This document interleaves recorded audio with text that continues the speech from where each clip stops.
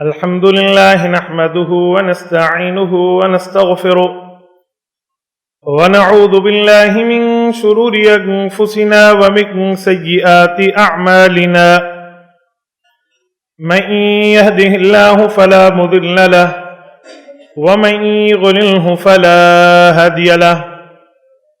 قال الله تبارك وتعالى في كتابه المجيد والفرقان الحميد: أعوذ بالله من الشيطان الرجيم. بسم الله الرحمن الرحيم. أغرقوا فأدخلوا نارا. صدق اللہ العظیم. میرے معزز طالب علم ساتھیوں، شرکاء دورہ تحقیق المسائل مرکز اہل سنت والجماعت سرگودا 2018 کے دوستو، آج جس سبق پر میں نے آپ احباب کی خدمت میں گفتگو کرنی ہے اس کا نام ہے عقیدہ ثواب و عذاب قبر. اہل اسلام کا عقیدہ، نظریہ، مذہب، مسلک اور موقف یہ ہے کہ اللہ رب العزت نے وفات کے بعد بھی زندگی رکھی ہے. موت کے بعد کی زندگی کی ابتدا کب سے ہے؟ اہل حق وفات کے فوراً بعد زندگی کے قائل ہیں، اور اس پر اعتراض کرنے والے اہل باطل قیامت کے دن زندگی کے قائل ہیں. درمیان میں زندگی مانتے ہیں لیکن دبے لفظوں میں جہاں پھنس جائیں. اہل حق کا نظریہ کیا ہے، اس پر میں آپ کی خدمت میں گفتگو کرتا ہوں. لیکن ایک بات کھلے طور پر آپ سمجھ لیں کہ جو سبق یہاں پڑھایا جا رہا ہے یہ ہمارا عقیدہ اور نظریہ ہے.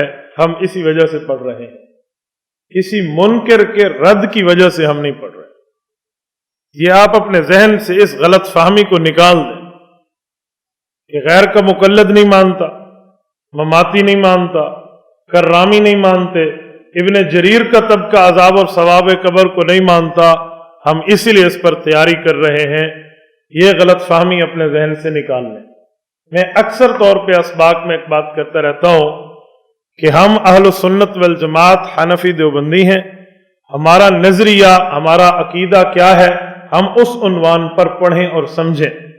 مثال کے طور پہ ختم نبوت صلی اللہ علیہ وسلم کا عقیدہ ہو تو اس وجہ سے ہم نہیں پڑھتے، اس وجہ سے ہم بیان نہیں کرتے کہ مرزائی نہیں مانتے، بلکہ ہم مسلمان ہیں. ہم رسول اللہ صلی اللہ علیہ وسلم کو آخری نبی سمجھتے ہیں، حضور کے بعد نایا نبی نہیں آئے گا. ہم اسی وجہ سے پڑھتے ہیں. کوئی مانے یا نہ مانے، ہم اس بندے کی وجہ سے اپنا عقیدہ اور نظریہ نہیں بناتے، بلکہ ہمارا عقیدہ اور نظریہ اس وجہ سے ہے کہ ہم اہل سنت والجماعت ہیں. یہ ہمارا عقیدہ ہے، یہ ہمارا موقف ہے. عقیدہ حیات النبی، اس پر سبق آئے گا انشاءاللہ. اس پر جو ہم بات کرتے ہیں، پڑھاتے ہیں، پڑھتے ہیں، اس وجہ سے نہیں کہ مماتیوں نے اس عقیدے پر ڈاکہ ڈالا ہے، وہ اس عقیدے کو مانتے نہیں ہیں، اس پہ جھوٹے شبہات قائم کرتے ہیں، ہم نے ان کے خلاف تیاری کرنی ہے. اس وجہ سے نہیں پڑھنا چاہیے، بلکہ اس وجہ سے پڑھنا چاہیے ہم مسلمان ہیں، ہم اہل اسلام ہیں، ہمارا عقیدہ، نظریہ، مذہب اور مسلک حیات الانبیاء کا ہے. اس کے دلائل کیا ہے، اس لیے ہم پڑھ رہے ہیں. تو یہاں بھی کسی منکر کی وجہ سے مت پڑھیں.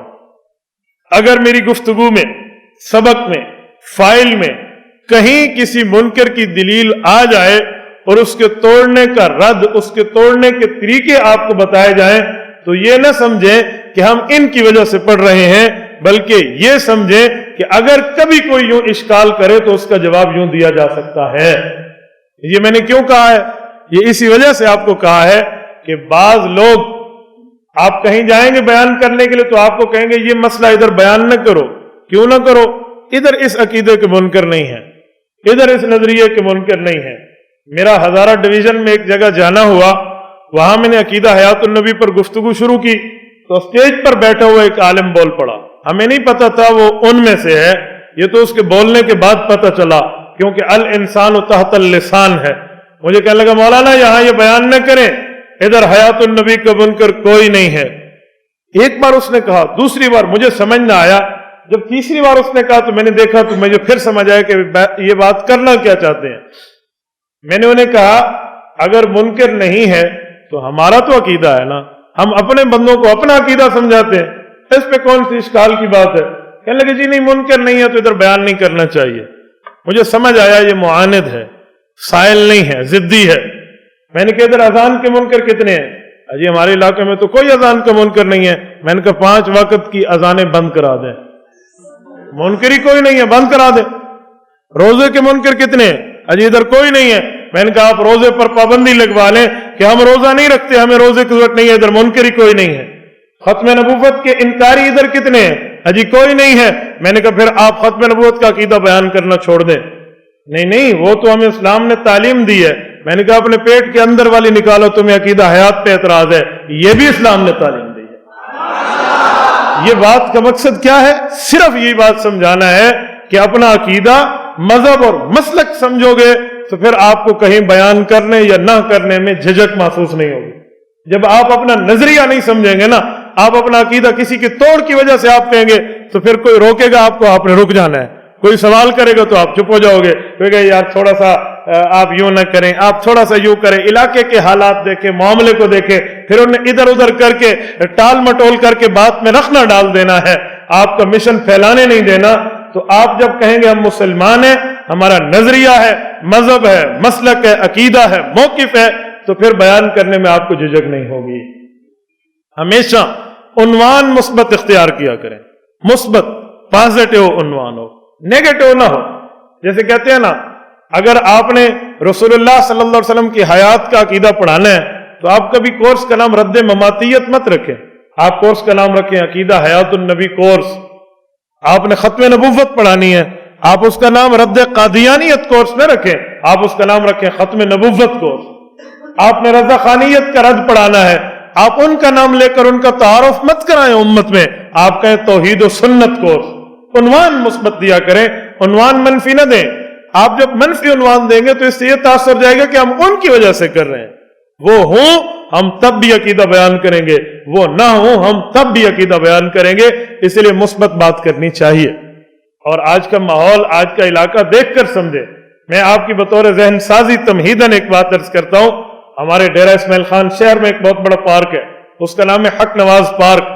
حضرت استاد جی گھمن صاحب دامت برکاتہم 12 اکتوبر 2014 وہاں بیان کرنے کے لیے تشریف لائے۔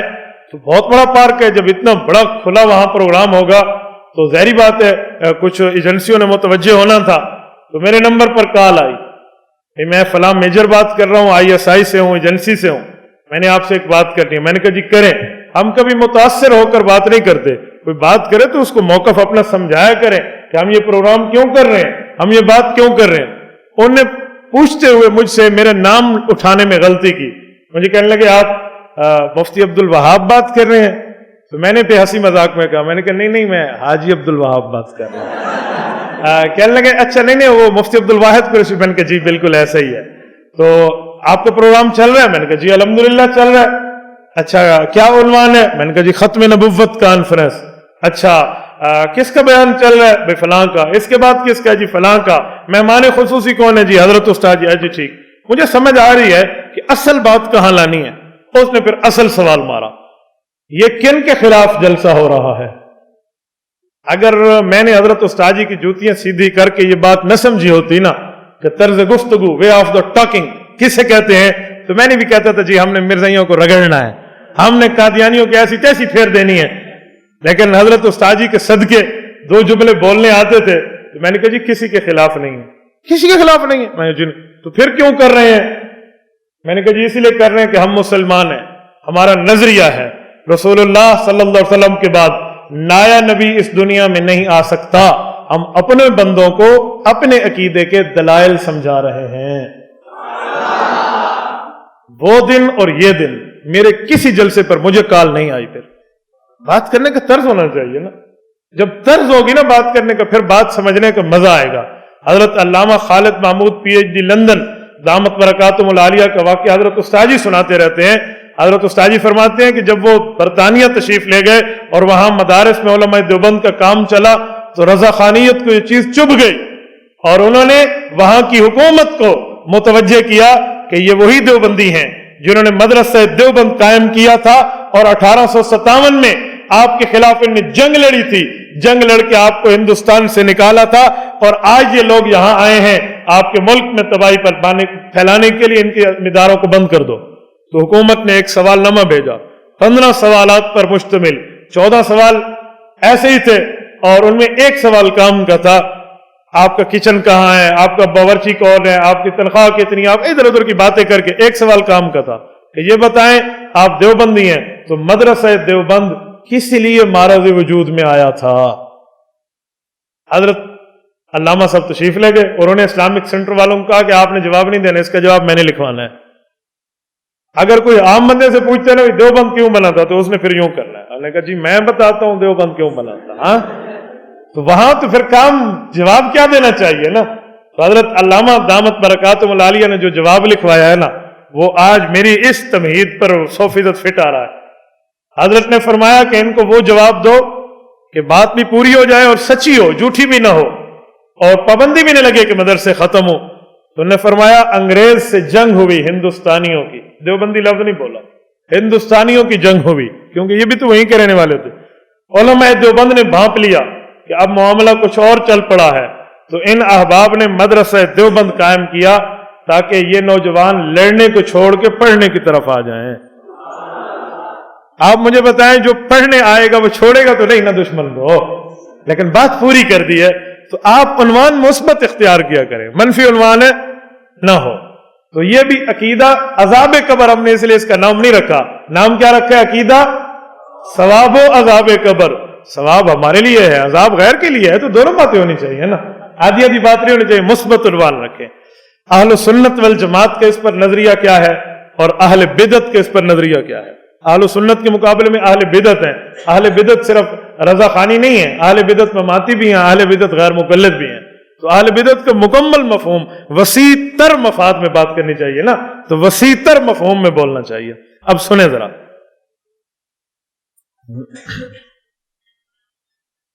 مذہب اہل سنت والجماعت، قرآن کریم مع تفسیر، احادیث مبارکہ، اجماع امت، اسلاف امت کے فرامین کی روشنی میں اہل سنت والجماعت کا یہ عقیدہ ہے کہ موت کے بعد قیامت سے پہلے قبر میں جہاں میت یا اس کے اجزاء ہوں، جسد عنصری کو بتعلق روح عذاب و ثواب ہوتا ہے۔ اہل بدعت کا نظریہ، منکرین جو ہیں، مرنے کے بعد علیین یا سجید میں روح اور جسم مثالی کو عذاب ہوتا ہے۔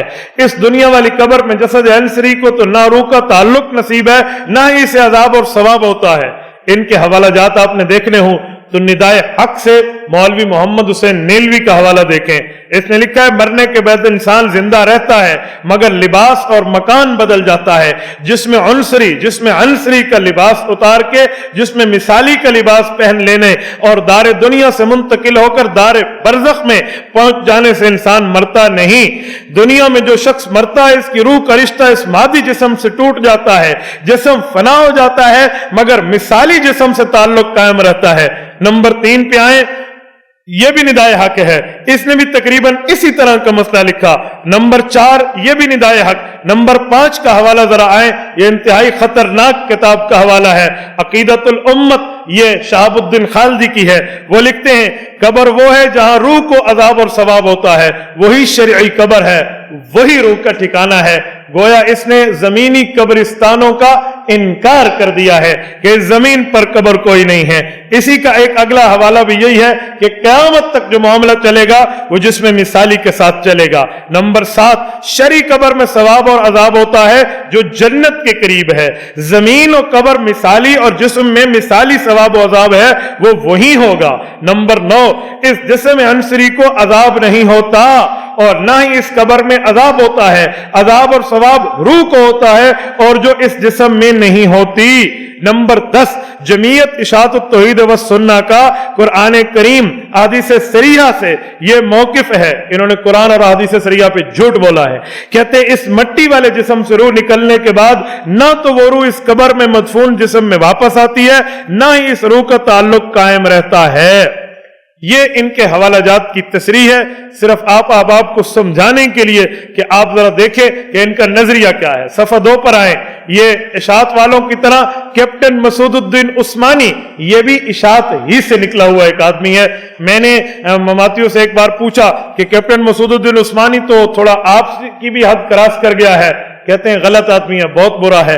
میں نے کہا حیرانگی کی بات ہے، برے آپ ہی سے نکلتے ہیں، ہمارے ہاں مصدر کہتے اسے ہیں جو جائز صدور ہو، پتہ نہیں برائی آپ سے کیسے نکلتی ہے، تو آپ اپنے بارے میں فتویٰ صادر فرما دیں۔ ٹھیک ہے، اب ان کے اگر آپ عبارات کو دیکھیں گے نا تو ان کی عبارات اتنی خطرناک ہیں، اتنے بظاہر جو ہے نا کیا کہتے ہیں غلط انداز سے اس نے تعبیر کیا ہے کہ عقل اس پر دنگ رہ جاتی ہے۔ آپ تھوڑا اس کا حوالہ اسی صفحے پر دیکھیں، یہ جو امت کی بدنصیبی کے لفظ سے شروع ہے، صفحہ نمبر 2 پر، امت کی بدنصیبی کہ آج عذاب قبر کے اس عظیم مسئلے کو مسئلہ فروعی قرار دینے کی کوشش کی جا رہی ہے۔ اس کو آگے چلتے ہوئے یہ لکھتا ہے کہ اس کی بنیاد شیطان نے اس وقت مسئلہ نبی علیہ السلام کی ابھی میت مبارکہ دفن نہیں ہوئی تھی، امت کے دوسرے نمبر کے بزرگ ترین ولی حضرت عمر کو فریب دینے کی کوشش کی تھی۔ اللہ کا کرم ابو بکر صدیق رضی اللہ عنہ پر ہوا اور انہوں نے دشمن اسلام پر اس وار کو پلٹ دیا۔ میں عقیدہ حیات النبی پر اس بات کو کھولوں گا آپ کی خدمت میں کہ حضرت عمر نے جو موت کا انکار کیا تھا اس کا مطلب کیا تھا، اس کا تعلق وہیں سے ہے۔ میں نہ یاد کر پاؤں تو مجھے پرچی سے یاد کرانا، میں بتاؤں گا کہ اس نے صحابہ کرام پر ہاتھ صاف کیسے کیے ہیں کہ حضرت عمر کو نعوذ باللہ شیطان نے فریب دینے کی کوشش کی ہے۔ میں حیران ہوں، حضور فرماتے ہیں عمر کو دیکھ کے شیطان راستہ چھوڑ جاتا ہے اور تو کہتے ہیں فریب دینے کی کوشش کی ہے۔ یہ سیدنا عمر فاروق ہیں، شہاب الدین صاحب اور کیپٹن مسعود الدین عثمانی صاحب، یہ مولانا عنایت اللہ شاہ نہیں ہیں، یہ آپ کی جماعت کے کوئی قائد نہیں ہے، کوئی پرانے دور کا مماتی نہیں ہے، یہ حضرت عمر ہے جس کی زبان پہ اللہ کا کلام بولتا ہے۔ اس کو کوئی فریب دینے والی کوشش نہیں ہے۔ عمر کا راستہ تو شیطان چھوڑ جاتا ہے، جناب محترم عمر کا راستہ آپ نے چھوڑا ہے، آپ اپنے بارے میں فتویٰ صادر کریں۔ یہ میں اس کو کھولوں گا کہ اس نے حضرت عمر کے کس مسئلے پر جو ہے نا ہاتھ صاف کی کوشش کی ہے۔ کہتے ہیں پھر اس کے بعد امام احمد بن حنبل کا دور آیا تو افسوس وہ تاب نہ لا سکے، یعنی امام احمد بن حنبل پہ شیطان کا وار چل گیا اور انہوں نے عذاب قبر کا عقیدہ لکھ دیا۔ اس پوری عبارت کا یہی خلاصہ ہے، یہ قبر پرستی کا شرک اور اس کی بنیاد صفحہ نمبر 1، یہ کیپٹن مسعود الدین عثمانی۔ قیامت سے قبل دنیاوی جسم میں روح کا لوٹ آنا اور تیسری زندگی کا تصور صریحاً قرآن کے خلاف ہے۔ میں آگے جا کر اس آیت کو کھولتا ہوں کہ تیسری زندگی کا آپ ہمیں کہنا کیا چاہتے ہو۔ تو یہ کیپٹن مسعود الدین عثمانی کی بارات ہیں، ان کا حاصل انہوں نے نیچے لکھا ہے، ذرا اس کو دیکھیں تو کہتے ہیں اس گڑھے کا نام قبر ہے ہی نہیں، علیین اور سجین کا نام ہے، برزخ صرف روح کے مقر کو کہتے ہیں۔ موت و دفن کے بعد اس دنیا والے جسم میں نہ تو روح کا اعادہ ہوتا ہے نہ ہی کسی قسم کا تعلق قائم رہتا ہے۔ قبر میں سوال جواب کے لیے دوسرا جسم عطا کر دیا جاتا ہے، اسے مثالی کہتے ہیں، اور ثواب اور عذاب بھی اسی مثالی کو ہوتا ہے۔ دنیا والے گڑھے کو قبر ماننا، روح کا اس سے تعلق قائل ہونا، اس جسم کی سزا اور جزا کا عقیدہ رکھنا شرک کی بنیاد ہے جو قرآن کی مخالفت اور قرآن کا انکار ہے۔ گویا دوسرے لفظوں میں اس نے اشارہ دے دیا کہ جو اس قبر کی آیت کا قائل ہے وہ مشرک ہے اور قرآن کا منکر ہے اور وہ شرک کا مرتکب کرنے والا ہے۔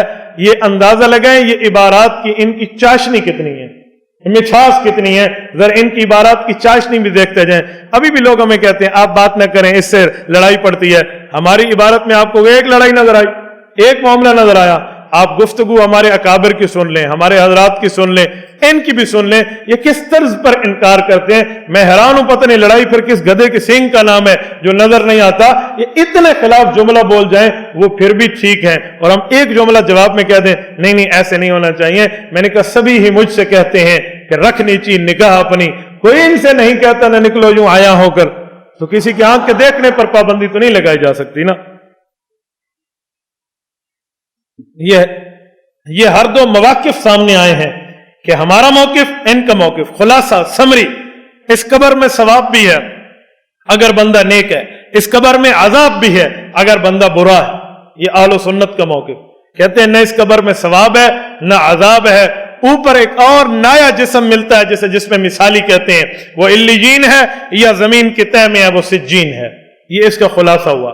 اب ذرا توجہ رکھنا، میں اس پر سب سے پہلے قبر کی تعیین کی بات، ہم اس میں 4 باتیں کریں گے۔ نمبر 1 صفحہ نمبر 3 پر دیکھیں، تعیین قبر، نمبر 2 مفہوم برزخ، نمبر 3 عیادہ روح و تعلق روح یعنی حیات فی القبر، نمبر 4 عذاب و ثواب جسم مع روح، اس پر ہم بات کریں گے۔ نمبر 1 پر بات کرتے ہیں کہ تعیین قبر، قبر کہاں ہے۔ میں حیران ہوتا ہوں بعض اوقات کہ یہ بھی کرنے کا کوئی سوال ہے کہ قبر کہاں ہے۔ یہ بھی دنیا میں ان لوگوں نے عجیب بات چھوڑ دی ہے کہ ان کو اپنی قبر ہی نہیں پتا۔ میں بعض اوقات حیران ہوتا ہوں جب منکرین سے گفتگو ہوتی ہے تو وہ کہتے ہیں قبر اوپر ہے، اوپر ہے۔ میں نے کہا یار قبر اوپر ہے، احادیث پاک میں قبر کو پختہ نہ بناؤ۔ میں نے تو کبھی نہیں دیکھا کہ کسی ٹرک کو سیمنٹ لے کر اوپر جاتے ہوئے قبر پختہ نہ بناؤ، یا کسی بجلی کے ڈیمپر کو اوپر جاتے ہوئے کہ قبر پختہ بنانے کے لیے جا رہے ہیں، اوپر نہ بنائیں۔ تو حیرانگی کا مقام ہے۔ اللہ کے رسول صلی اللہ علیہ وسلم صحابہ بیٹھتے ہیں تو فرمایا لا توزی صاحب ھذا القبر، اور ان کو ہٹا دیتے ہیں، قبر والے کو تکلیف ہوتی ہے، اور آپ کہتے ہو قبر اوپر ہے۔ میں اس پر اکثر حیران ہوتا ہوں۔ جب یہ آما سے چتروڑی اس دنیا سے گیا تو لوگوں نے کہا اس کی قبر سے خوشبو آئی ہے۔ اس میں قبر میں کیا ہوا اس کی جو ہے نا روایات بھی موجود ہیں ویڈیو کی شکل میں یوٹیوب کے اوپر، لیکن میں اس پر بات نہیں کرتا کیا ہوا۔ لوگوں نے کہا اس کی قبر سے خوشبو آئی۔ حضرت استاد جی نے بہت پیارا جواب عطا فرمایا۔ حضرت فرمانے لگے علامہ صاحب کی قبر سے خوشبو آئی ہے، چلو میں تمہاری بات مان لیتا ہوں، اگر یہ مان لو تو پھر تم پھنس جاؤ گے۔ اس کی وجہ کہ پوری زندگی علامہ کہتے رہے یہ قبر نہیں ہے، اب کہتے ہیں اس کی قبر سے خوشبو آئی ہے۔ اگر علامہ کا عقیدہ ٹھیک تھا تو پھر یہ قبر نہیں ہے، اور اگر خوشبو ٹھیک ہے تو پھر اس کا عقیدہ ٹھیک نہیں تھا۔ اب بتاؤ کیا ہے؟ اب اس پر بتانے کے لیے تیار نہیں ہے۔ یا تو علامہ کا عقیدہ مان، یا اس کی قبر کو مان، تو یا خوشبو مان یا اس کا عقیدہ مان۔ میں حیران ہوں پتہ نہیں دو باتیں کیسے اکٹھی ہو سکتی ہیں۔ یہ ویسے ہے جیسے کوئی کہے میرے کپڑوں کا درزی ماشاءاللہ نابینا ہے، کپڑوں کا درزی بھی ہے نابینا بھی ہے، یہ کیسے ہو سکتا ہے؟ کہیں گے فلاں گنجے آدمی نے بڑی بڑی زلفیں رکھ رکھی ہیں، اور وہ گنجا بھی ہے اور اس نے زلفیں بھی رکھ رکھی ہیں۔ وہ لنگڑا آدمی دوڑی دوڑ مر پہلے نمبر پر آیا ہے۔ میں نے کہا جی لنگڑا بھی ہے اور دوڑ کے چلا بھی ہے، اجتماع نقیزین اکٹھے نہیں ہو سکتے، یہ ڈبلنگ اکٹھی نہیں ہو سکتی۔ اکٹھا کرنا تو انہیں اکٹھا کرو جو اکٹھے ہونے کے قابل ہو، یہ تو اکٹھا نہیں ہو سکتا نا۔ کوئی کہے وہ اندھا آدمی درزی ہے، اندھا درزی بن سکتا ہے؟ اندھی بلا کو کیسے دیکھ دیا نا، تو اندھا آدمی کیسے درزی بن سکتا ہے؟ تو یہ کہتے ہیں بھی علامہ صاحب کی قبر سے خوشبو، میں سارا زندگی کا یہ قبر نہیں ہے۔ اچھا ایک اور بات، میں نے ایک شخص ایک دن کہا، میں نے کہا یہ قبر نہیں ہے، کہتے جی نہیں۔ میں نے کہا کہاں قبر ہے؟ قبر اوپر ہے۔ میں نے کہا ایک کام کرتے ہیں۔ ہاں جی وہ کیا؟ میں نے کہا ملک پاکستان معاشی بدحالی کا شکار ہے، ہمیں ملک کی مدد کرنی چاہیے۔ آپ نے حضرت استاد جی کے بیانات میں سنا ہوگا نا کہ اسلام کو چھوڑنا نہیں اور قانون کو توڑنا نہیں۔ ہم ملک کے بھی خیر خواہ ہیں، مذہب کے بھی خیر خواہ ہیں، تو میں نے کہا ملک کی تھوڑی مدد کرتے ہیں۔ ہاں جی کرنی چاہیے۔ میں نے کہا ایسا ہے معاشی بدحالی ہے، فصلوں کی پیداوار کا مسئلہ ہے، آپ ایک کام کریں، ہم تو اس قبر کو قبر مانتے ہیں اس لیے قبریں یہاں بناتے ہیں، آپ آج سے ایک بات طے کر لیں، اپنی جماعت میں ایک ریزولوشن پاس کر دیں کہ ہماری قرارداد پاس ہو گئی ہے کہ آج کے بعد ہم مردے اس قبر میں نہیں دفنائیں گے، بلکہ ان کو لفافے میں ڈال کر اس کو درخت سے لٹکا دیں گے اور ملک کے لیے زمین کو زراعت کے لیے وقف کر دیں گے۔ ظاہری بات ہے جب قبر ہی نہیں ہے تو پھر آپ جانو الی جین اور سجین جانے، تو یہ ملک کی زراعت کے لیے دیں، ملک تو بہت خوش ہو جائے گا۔ مجھے کہنے لگے آپ اچھا مذاق کر لیتے ہیں۔ میں نے کہا مذاق کے جواب میں مذاق ہی ہوتا ہے نا، گرمی کو گرمی مارتی ہے۔ آپ کہتے ہیں قبر یہ نہیں ہے، پھر مردے بھی یہیں دفناتے ہیں، تو قبر یہ نہیں ہے تو اس جگہ دفنانے کا فائدہ؟ جب یہ قبر ہے ہی نہیں تو پھر دفنانے نہیں۔ ایک بندہ کہ یہ مسجد نہیں ہے، پھر کہ میں جماعت کے ساتھ مسجد کے ثواب والی نماز پڑھوں گا، تو جماعت کے ساتھ مسجد کے ثواب والا نماز کا ثواب کیسے ملے گا جب یہ مسجد ہی نہیں ہے؟ تو یہ قبر ہے ہی نہیں، تو پھر آپ اپنے مردوں قبر میں نہ ڈالیں، واقعی اسی قبر میں ڈالیں جو قبر ہے۔ ذرا اوپر لے کر جاؤ، پھر ہم دیکھتے ہیں کیسے جاؤ گے۔ شہاب الفاطمہ ہو شہاب الثاقب، اچھا بھی لے تو کوئی لیتا ہے نا۔ تو قبر کسے کہتے ہیں؟ یہ بھی ان میں کوئی سوال بنا ہے۔ اب قبر کسے کہتے ہیں؟ قرآن کریم کی آیات میں باقاعدہ موجود ہے، یہ 8 آیات آپ کی خدمت میں اس فائل میں لکھی ہوئی ہیں، میں پڑھ دیتا ہوں۔ اور احادیث میں تو جا بجا قبر قبر قبر، زمین کے لیے قبر ہے۔ احادیث کا تو استقصاء ہی نہیں ہو سکتا جہاں زمینی قبر کو قبر فرمایا گیا ہے۔ قرآن کریم سورۃ توبہ آیت نمبر 84، وَلَا تُصَلِّ عَلَىٰ أَحَدٍ مِّنْهُمْ مَاتَ أَبَدًا وَلَا تَقُمْ عَلَىٰ قَبْرِهِ إِنَّهُمْ كَفَرُوا بِاللَّهِ وَرَسُولِهِ وَمَاتُوا وَهُمْ فَاسِقُونَ۔ اللہ فرماتے ہیں عبداللہ بن ابی مر گیا ہے، پیارے پیغمبر آپ اس کی قبر پہ مت جائیں، نہ آپ اس کا جنازہ پڑھیں۔ اگر قبر زمینی قبر نہیں ہے تو مجھے بتائیں رسول اللہ نعوذ باللہ سجین جا رہے تھے؟ آپ علیہ السلام تو اسی قبر پر جانے کا ارادہ کر رہے تھے، تو اللہ نے فرمایا وَلَا تَقُمْ عَلَىٰ قَبْرِهِ، آپ اس کی قبر پر مت کھڑے ہو۔ تو حضور پاک علیہ السلام کو تو اللہ نے اس قبر کی بات کی ہے۔ دوسری سورۃ حج آیت نمبر 7 وَأَنَّ السَّاعَةَ آتِيَةٌ لَا رَيْبَ فِيهَا، اللہ فرماتے ہیں قیامت آنی ہے، اس میں کوئی شک نہیں ہے۔ وَأَنَّ اللَّهَ يَبْعَثُ مَن فِي الْقُبُورِ، اور اللہ نے قبروں میں سے لوگوں کو کھڑا کر دینا ہے۔ جس میں سلایا تھا، سلایا اسی میں تھا تو اسی سے ہی کھڑا ہونا ہے نا، ادھر تو کسی نے سلایا ہی نہیں تھا، تو جب ادھر اوپر والی یا نیچے والی قبروں میں سلایا نہیں تھا تو وہاں سے اٹھانا کیسا؟ اٹھتا بندہ وہیں سے ہے نا جہاں سویا ہو، جہاں سویا ہی نہیں تو اٹھتی تو کیسے اٹھے گا؟ وہاں سے کیا، جہاں سویا ہی نہیں ہو تو جہاں پر سویا ہے وہیں سے اٹھنا ہے۔ تو یبعث من فی القبور، اللہ نے وہیں سے ان کی بات کرنی ہے، جہاں یہ سوئے تھے تو وہ زمینی قبر ہی ہے۔ نمبر 3 سورۃ فاطر آیت نمبر 22، منکرین حیات یہ آیت پڑھتے تھکتے نہیں ہیں، لیکن پتہ نہیں خالی لفظوں کا معنی بھی ان کو نہیں آتا۔ اللہ فرماتے ہیں وما یستوی الاحیاء ولا الاموات ان اللہ یسمع من یشاء وما انت بمسمع من فی القبور۔ اس کو میں تھوڑا سا کھولتا ہوں، توجہ رکھنا۔ فرمایا زندہ اور مردہ برابر نہیں ہو سکتے، اللہ جسے چاہے سنا دے، آپ قبروں میں پڑے ہوئے کو سنا نہیں سکتے۔ اس کی مختصراً تشریح کرتے ہوئے میں ایک نقطے پر آتا ہوں۔ اللہ نے فرمایا زندہ اور مردہ برابر نہیں ہو سکتے، بالکل نہیں ہو سکتے۔ وہ قبر میں ہے، یہ دنیا میں ہے، یہ رزق کما کے کھاتا ہے، اسے اللہ کھلاتا ہے، اس کی تو سانس بظاہر چل رہی ہے، اس کی جو سانس چلتی ہے وہ ہمیں نظر نہیں آتی، کیونکہ وہ برزخ میں ہے، پردے میں ہے، چھپے ہوئے میں ہے، آڑ میں ہے، تو اس لیے ہمیں نہیں پتا۔ اس کو قبر ملی ہے، اسے کمرہ ملا ہے، اس کو اوپر سے بند کر دیا گیا ہے، اس کا کھولنے کے لیے دروازہ رکھا ہے، تو زندے مردے کا فرق ہے۔ نمبر 2 فرمایا جسے اللہ چاہے سنا دے، آپ ان کو نہیں سنا سکتے۔ اس سنا دینے کا معنی کیا ہے؟ سنا کا مطلب کیا ہے؟ سننا کے مطلب کیا ہے؟ اس سما سے مراد سماع نافع ہے، کیونکہ سننے کا مطلب ہوتا ہے قبول کر لینا۔ ایک بندے نے کسی کا قرضہ دینا ہو، بھئی وہ بندہ آپ کو قرضہ نہیں دیتا، وہ کہتا ہے یار وہ میری بات سنتا ہی نہیں ہے، سنے تو دے گا، اس کا مطلب سنتا ہے مانتا نہیں ہے۔ یہ ان اللہ یسمع من یشاء، اللہ جسے چاہے منوا لے، وما انت بمسمع، آپ نہیں منوا سکتے۔ یہ ترجمہ حضرت تھانوی نے بیان القرآن میں کیا ہے کہ اس سے مراد من فی القبور موتۃ القلوب ہیں، کہ جو دلوں کے مردہ ہیں یہ وہ ہیں۔ مجھے ایک بندہ کہنے لگا قرآن کے لفظ مانو، لفظ میں آپ نے ہیر پھیر کر دی ہے، اللہ سننے کی بات کرتا ہے، تم جو ہے نا کیا کہتے ہیں سماع نافع کی بات کرتے ہو کہ نفع والا سننا، یہ ہیر پھیر نہیں کرو۔ میں نے کہا بیٹا ہیر پھیر نہیں ہے، قرآن کے مطلب کی تشریح ہے، اگر قرآن کی آیت کی تشریح نہیں کریں گے تو پھر یاد رکھ تو بہت زیادہ پھنس جائے گا۔ اجی وہ کیسے؟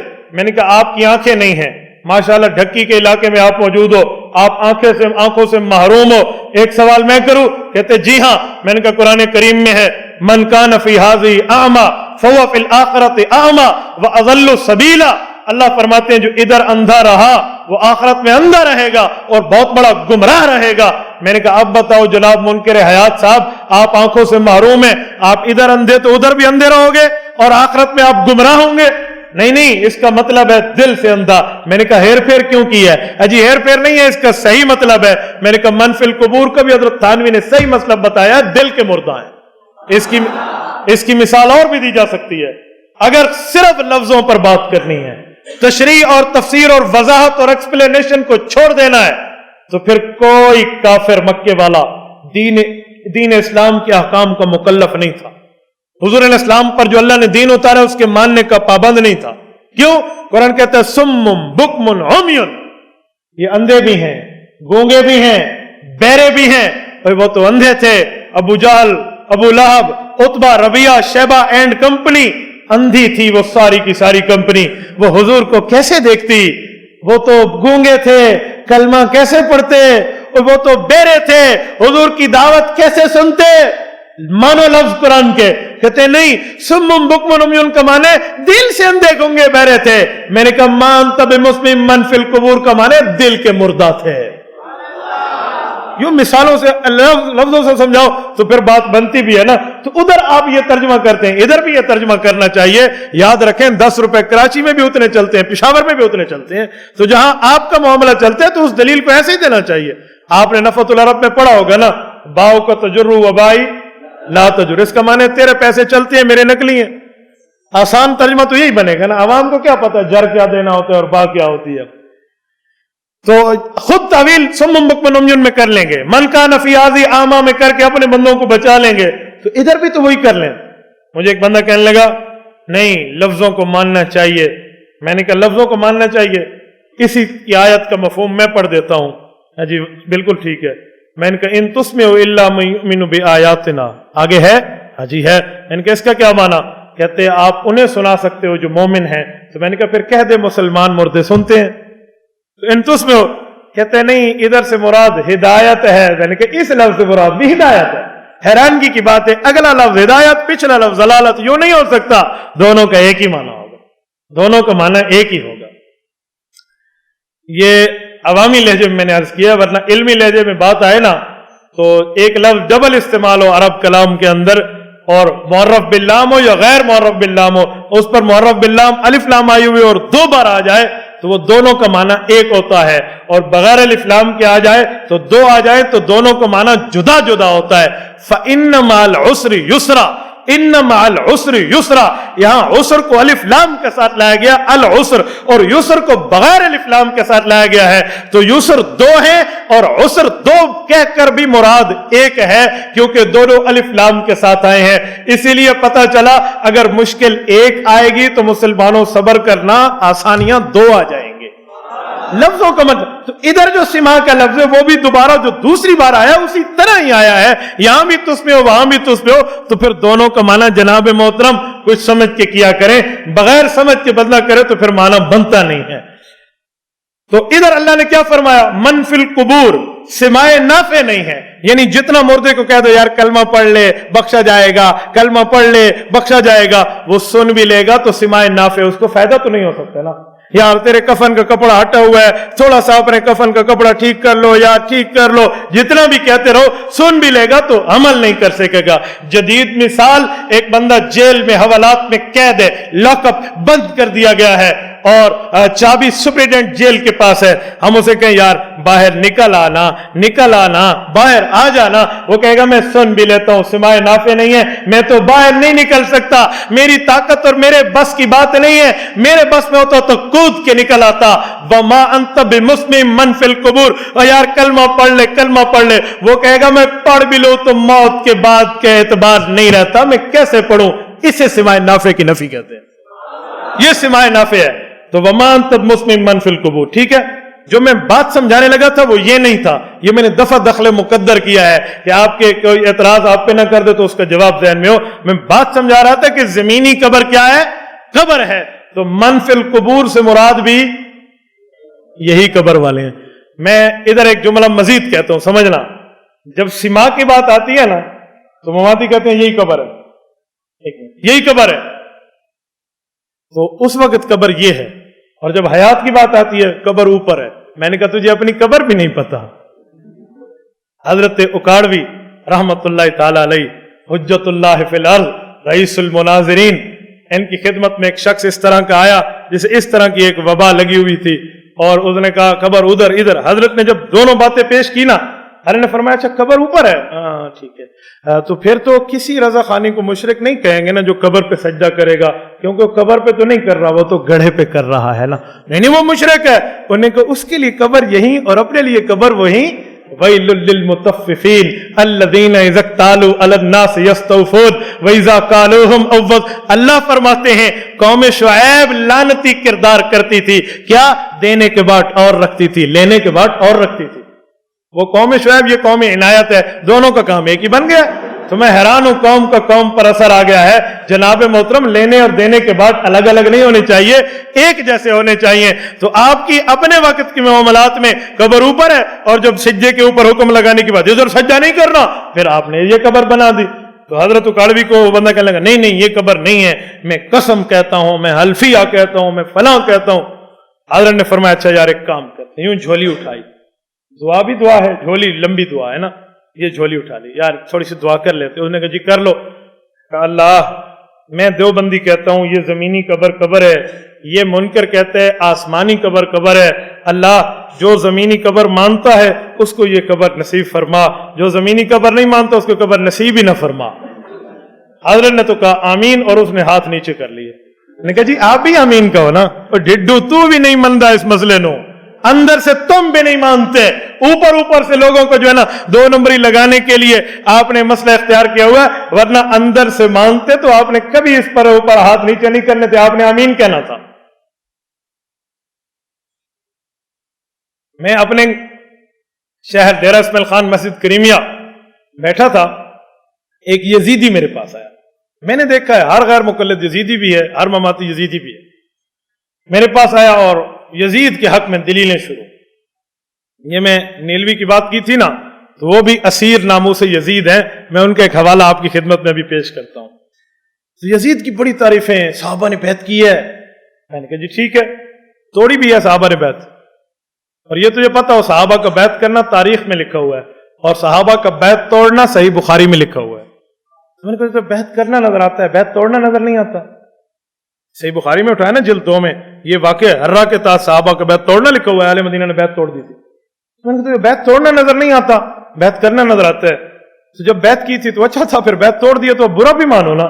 نہیں یزید بہت اچھا تھا, بڑی دلیلیں تو تھی نہیں, تو تھے تو ڈھکوسلے, نام ان کو لوگ دلیلوں کے دیتے ہیں نا. تو میں نے پھر آخری جو علاج سوچا نا, یہی حضرت کاڑوی والا مکیس علیہ ہم بھی جانتے ہیں نا, تو قبر والے مسئلے کو ہم نے پھر قیاس کر لیا. میں نے اسے کہا یار دعا کرتے ہیں. کیا میں نے کہا آپ یزید کی تائید کر رہے ہیں اور یزید کی تمام دوستوں کی؟ جی ہاں. میں نے کہا میں حضرت حسین کی تائید کر رہا ہوں اور ان کے تمام دوستوں کی. حضرت حسین کے دوست کا نام ہے حضرت حسن, اور یزید کے دوست کا نام ہے شمر. ٹھیک ہے, تو میں دعا کرتا ہوں اللہ مجھے حسن اور حسین کے ساتھ قیامت میں مقام عطا فرما. تو آمین کہنا. پھر تو دعا کرنا اللہ مجھے شمر اور یزید کے ساتھ مقام عطا فرما. پھر میں آمین کہوں گا. منہ کے اوپر 11:45, 12, 12:15, 12:30 بج گئے, کچھ بھی نہ بچا. نہیں اس دعا کا مطلب کیا ہے؟ میں نے کہا کیوں؟ اچھا میں یوں دعا کرتا ہوں کہ اللہ مجھے یزید اور اس کی بیعت کرنے والے صحابہ کرام کے ساتھ اٹھا. میں نے کہا یوں نہ کرنے, پورا کر دا, اللہ یزید کے ساتھ اٹھا اور بعد میں صحابہ نے بیعت توڑ دی تھی ان سے مجھے دور کر دے. پوری بات ماننا. صحابہ کا بیعت کرنا نظر آتا ہے, بیعت توڑنا نظر. ان کا بھی یہی حال ہے. یہ آپ کو ان دلیلوں کے بعد بھی کہنا یہ قبر نہیں نہ کہو, جھولیاں چکو. ٹھیک, آؤ ہم ہاتھ اٹھاتے ہیں, دعا کرتے ہیں, اے فیصلہ ہو جائے گا کہ یہ قبر ہے تو آپ نے آمین کہہ دینا, اور یہ قبر نہیں ہو تو جناب محترم کا معاملہ سامنے آ جانا ہے. میں حیران ہوں, اس قبر کو قبر مانتے بھی نہیں ہیں, پھر بھی اسی میں رہتے ہیں. یہ تو وہی حال ہے, کہیں گے ملک پاکستان ہمارا ملک نہیں ہے, تو پھر ادھر رہتے کس منہ سے ہو؟ منہ چاہ کے تو صاحب ملک پاکستان پھر دے کلوتن, اور ہم نے ماننا بھی نہیں ہے. جب ماننا نہیں ہے تو پھر ادھر رہنے کی ضرورت بھی تو نہیں ہے نا. پھر تو فتو حاجر فیہا, آپ ادھر سے تشریف لے جائے. آپ کو کس نے کہا ہے فتو حاجر فیہا؟ اچھا لفظ ہے. فخرج منہا, ٹھیک ہے, وہ کسے کہا گیا تھا, ہے نا ذہن میں. پھر ادھر سے نکل جا, فإنک رجیم. حدیث اچھا آیت نمبر 4, یا ایھا الذین آمنوا لا تتولوا قوما غضب اللہ علیہم قد یئسوا من الآخرۃ کما یئس الکفار من اصحاب القبور. اے ایمان والو, اللہ رب العزت نے ایمان والوں کو حکم دیا ہے, تو جو قبر کا مسئلہ آ رہا ہے وہ بھی ایمان والے مانتے ہیں.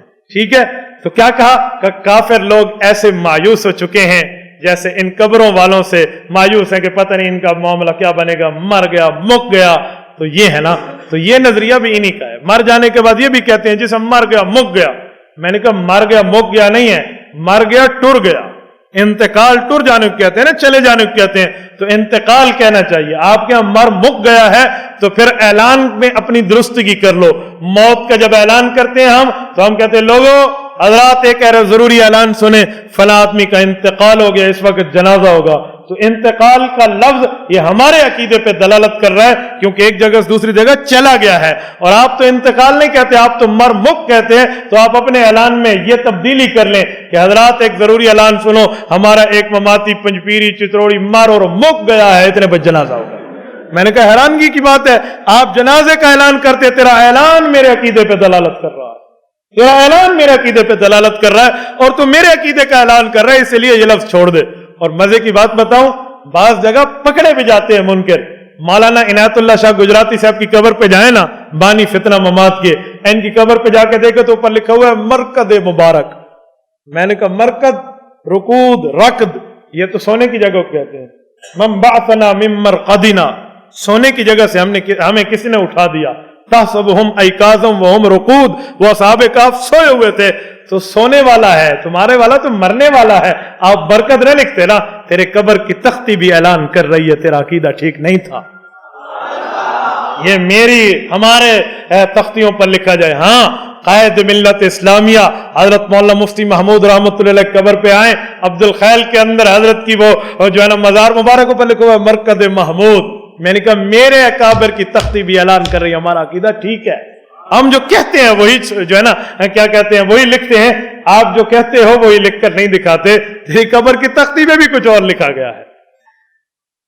सुम्मा अमातहु फअकबरा, सूरत अबस, इस पर मैं आगे बात करता हूं। अल्लाह ने फरमाया इसे मौत दी है, फिर इसको कब्र दी है। बताएं मौत अगर रूह को आती है तो फिर रूह को कब्र मिलेगी, और अगर मौत जिस्म पर आती है तो जिस्म को कब्र मिलेगी, और यकीनन मौत जिस्म पर आती है तो जिस्म इसी जगह जाता है, तो लिहाजा कब्र भी जमीनी होगी ना। सुम्मा अमातहु फअकबरा।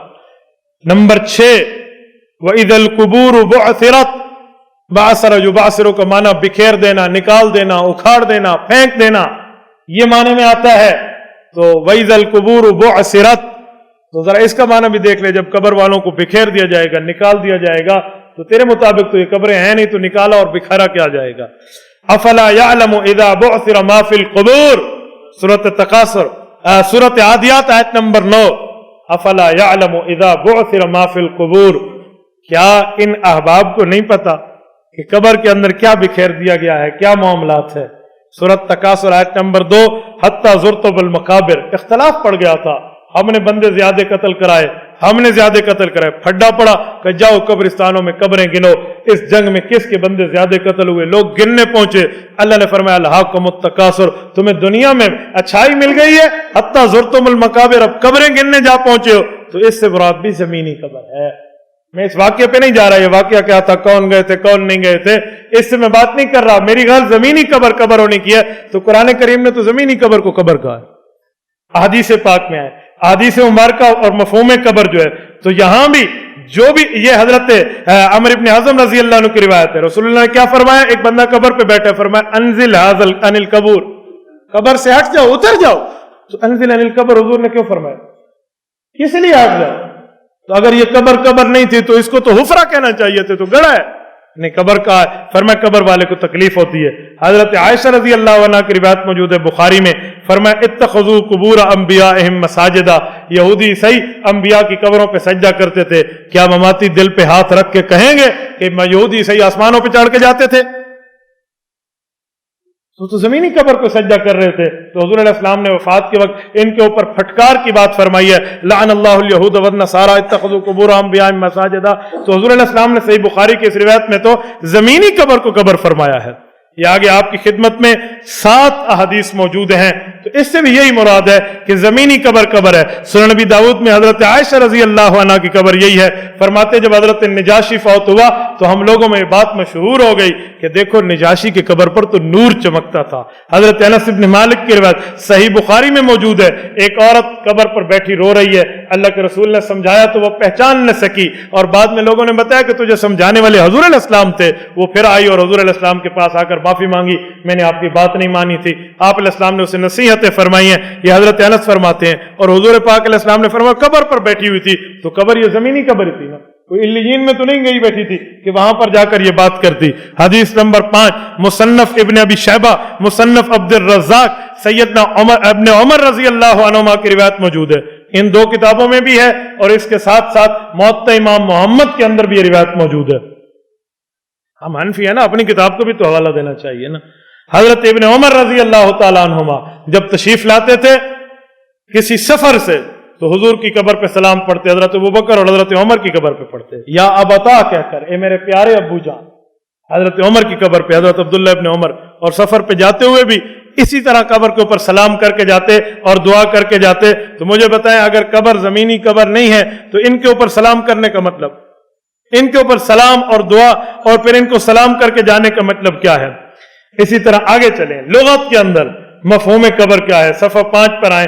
تو لغت کے 10 حوالے موجود ہیں. تل کا عشرۃ کاملہ ہے, غیر و کاملہ نہیں ہے, یہ پورے 10 حوالے انہوں نے دے دیے ہیں کہ المنجد اٹھا لیں, مصباح اللغات اٹھا لیں, قاموس اٹھا لیں, فیروز اللغات اٹھا لیں, معجم الصحاح اٹھا لیں, لسان العرب اٹھا لیں, بیان العرب اٹھا لیں, معجم الوسیط دیکھ لیں, رافع اللغات دیکھ لیں, مختار السیاح دیکھ لیں. ان سب نے لکھا ہے کہ زمینی قبر کو قبر کہتے ہیں, مقر المیت ہے, مستقر المیت ہے, جہاں آدمی کا جسم جائے اسے قبر کہتے ہیں. تو لغت نے بھی اسی قبر کہا ہے, شرع بھی اسی قبر کو قبر کہتی ہے. حضرات اکابرین علماء دیوبند میں حضرت تھانوی رحمۃ اللہ علیہ کے بہشتی زیور کا حوالہ موجود ہے. حضرت تھانوی کے احکامات اسلام عقلیات کی نظر میں یہ بات بھی موجود ہے. امداد الفتاوی کا حوالہ موجود ہے کہ زمینی قبر کو قبر کہتے ہیں. حکیم الامت حضرت تھانوی کے بعد حضرت مولانا ادریس کاندھلوی رحمۃ اللہ علیہ کی عقائد الاسلام میں زمینی قبر کو قبر کہا گیا ہے. اور اسی طرح مولانا عبدالحق حقانی رحمۃ اللہ علیہ یہ بھی اسی قبر کو قبر کہا ہے. تو علماء نے بھی اسی قبر کہا, اس کو لغت والوں نے بھی اسی قبر کہا, صحابہ کرام نے بھی اسی قبر کہا, اللہ کے رسول نے بھی اسی قبر فرمایا ہے, اور اللہ کے قرآن نے بھی اسی قبر فرمایا ہے. پھر بھی ہم نے قبر نہیں ماننی. پتہ نہیں, میں بعض اوقات حیران ہو جاتا ہوں, اس کے بعد بھی قبر نہیں ماننی تو پتہ نہیں ہم اور کیا مانیں. جہاں میت کا جسم جائے اسے قبر کہتے ہیں. یہ آپ کے سامنے منکرین کے سوال اور جواب, میں اس کو آپ کی خدمت میں یوں فیس ٹو فیس سمجھاتا ہوں, ذرا اس کو سمجھیں کہ یہ بات کیا کرنا چاہ رہے ہیں. ان کے مطابق کہ قبر آسمانی جگہ کو کہتے ہیں. ہاں جی, وہ کیوں؟ تو اس کی وجہ یہ ہے کہ روح وہاں جاتی ہے, روح اوپر رہتی ہے تو اسے قبر کہتے ہیں. میں نے کہا قرآن کریم کسے کہتے ہیں, قبر کیا ہے؟ سورۃ عبس آیت نمبر 17, 18, 19, 20, 21, 22 اٹھائیں. اللہ فرماتے ہیں قتل الانسان ما اکفرہ, مارا جائے انسان یہ کافر کیوں بنتا ہے. من ای شیء خلقہ, یہ کس چیز سے پیدا ہوا. من نطفہ, پانی کی ایک بوند سے پیدا ہوا. خلقہ فقدرہ, اللہ نے پیدا کیا ہے اور مکمل اس پر اندازے سے, جیسے پیدا فرمانا ہوتا ہے اندازہ خداوندی, یہ پیدا ہوا ہے. خلقہ فقدرہ, یہ ایک معنی تقدیر بھی کر دیں. خلقہ فقدرہ ثم السبیل یسرہ, پھر اس کو پیٹ سے نکلنے کے لیے راستہ اللہ نے آسان بنایا ہے. ثم اماتہ فاکبرہ, ایک وقت آئے گا یہ مر بھی جائے گا اور اسے قبر بھی ملے گی. اب ذرا مجھے بتائیں, انسان 2 چیزوں کا مرکب ہے, ایک روح اور ایک جسم. اللہ فرماتے ہیں من ای شیء خلقہ, یہ کس چیز سے پیدا ہوا. من نطفہ, نطفے سے. تو نطفے سے روح پیدا ہوتی ہے یا جسم پیدا ہوتا ہے؟ بولیے, جسم. من ای شیء خلقہ, من نطفہ, جسم. خلقہ فقدرہ, جسے پیدا کیا اسے ہی اندازے سے ٹھیک کیا. روح یا جسم؟ ثم السبیل یسرہ, پھر اس کے لیے باہر نکلنے کا راستہ آسان کیا. جسم یا جسم نہیں؟ جسم. ثم اماتہ, پھر اسے موت دی ہے. کسے؟ فاکبرہ, اسے ہی قبر دی ہے. اب اللہ نے تو جسم کی بات کی ہے, پیدا جسم ہوا, اندازہ جسم کا ہوا, پیٹ میں جسم آیا, باہر جسم نکلا, دنیا میں موت جسم کو آئی, اور جو قبر ملی وہ روح کو ملی. سبحان اللہ, سبحان اللہ. میں بعضوں کا حیران ہو جاتا ہوں, بھیڑوں کے کان بکریوں کو اور بکریوں کے کان بھیڑوں کو لگا دیں. ہاں بھئی یہ بھی بکری کی طرح لگتی ہے, تو سبحان اللہ, اس کے کان اس کو اور اس کے کان اس کو, تو یہ نہیں لگ سکتے نا. تو بات تو وہی کرے. اللہ فرماتے ہیں ثم اماتہ, جس پر موت آ رہی ہے, فاکبرہ, اس کی ضمیر کہیں اور لوٹائیں گے. جسے موت آ رہی ہے قبر بھی اسے مل رہی ہے, تو قبر تو زمینی قبر ہے. اس آیت میں زمینی قبر کو قبر فرمایا گیا ہے. اور ایک بات اور سنیں, یہ دلیل نمبر 2 میں صحیح بخاری کی جو روایت موجود ہے, ذرا ادھر سمجھیں. وہ کیا ہے؟ رسول اللہ صلی اللہ علیہ وسلم نے, اب یہ مماتی ایک دلیل پیش کرتے ہیں کہ حضور علیہ الصلوۃ والسلام نے ایک عورت کو دیکھا, وہ یہودی ہے اور وہ رو رہی ہے. تو آپ علیہ السلام نے فرمایا اس کے گھر والوں کو عذاب ہو رہا ہے جو میت مر گیا ہے, اور یہ یہاں رو رہی ہے. تو کہتے ہیں دیکھا تو وہ تو نیچے بیٹھ کے رو رہی تھی, فلاں تھا فلاں. ہم نے کہا تم نے یہ مختصر روایت دیکھی ہے, اس کی تفصیلی روایت دیکھیں, کیونکہ روایات اس وقت سمجھ آتی ہیں. الجامع لاخلاق الراوی و آداب السامع میں حضرت امام احمد ابن حنبل رحمۃ اللہ علیہ کا فرمان موجود ہے, الحدیث اذا لم تجمع ترکہ لم تفہم والحدیث یفسر بعضہ بعضا.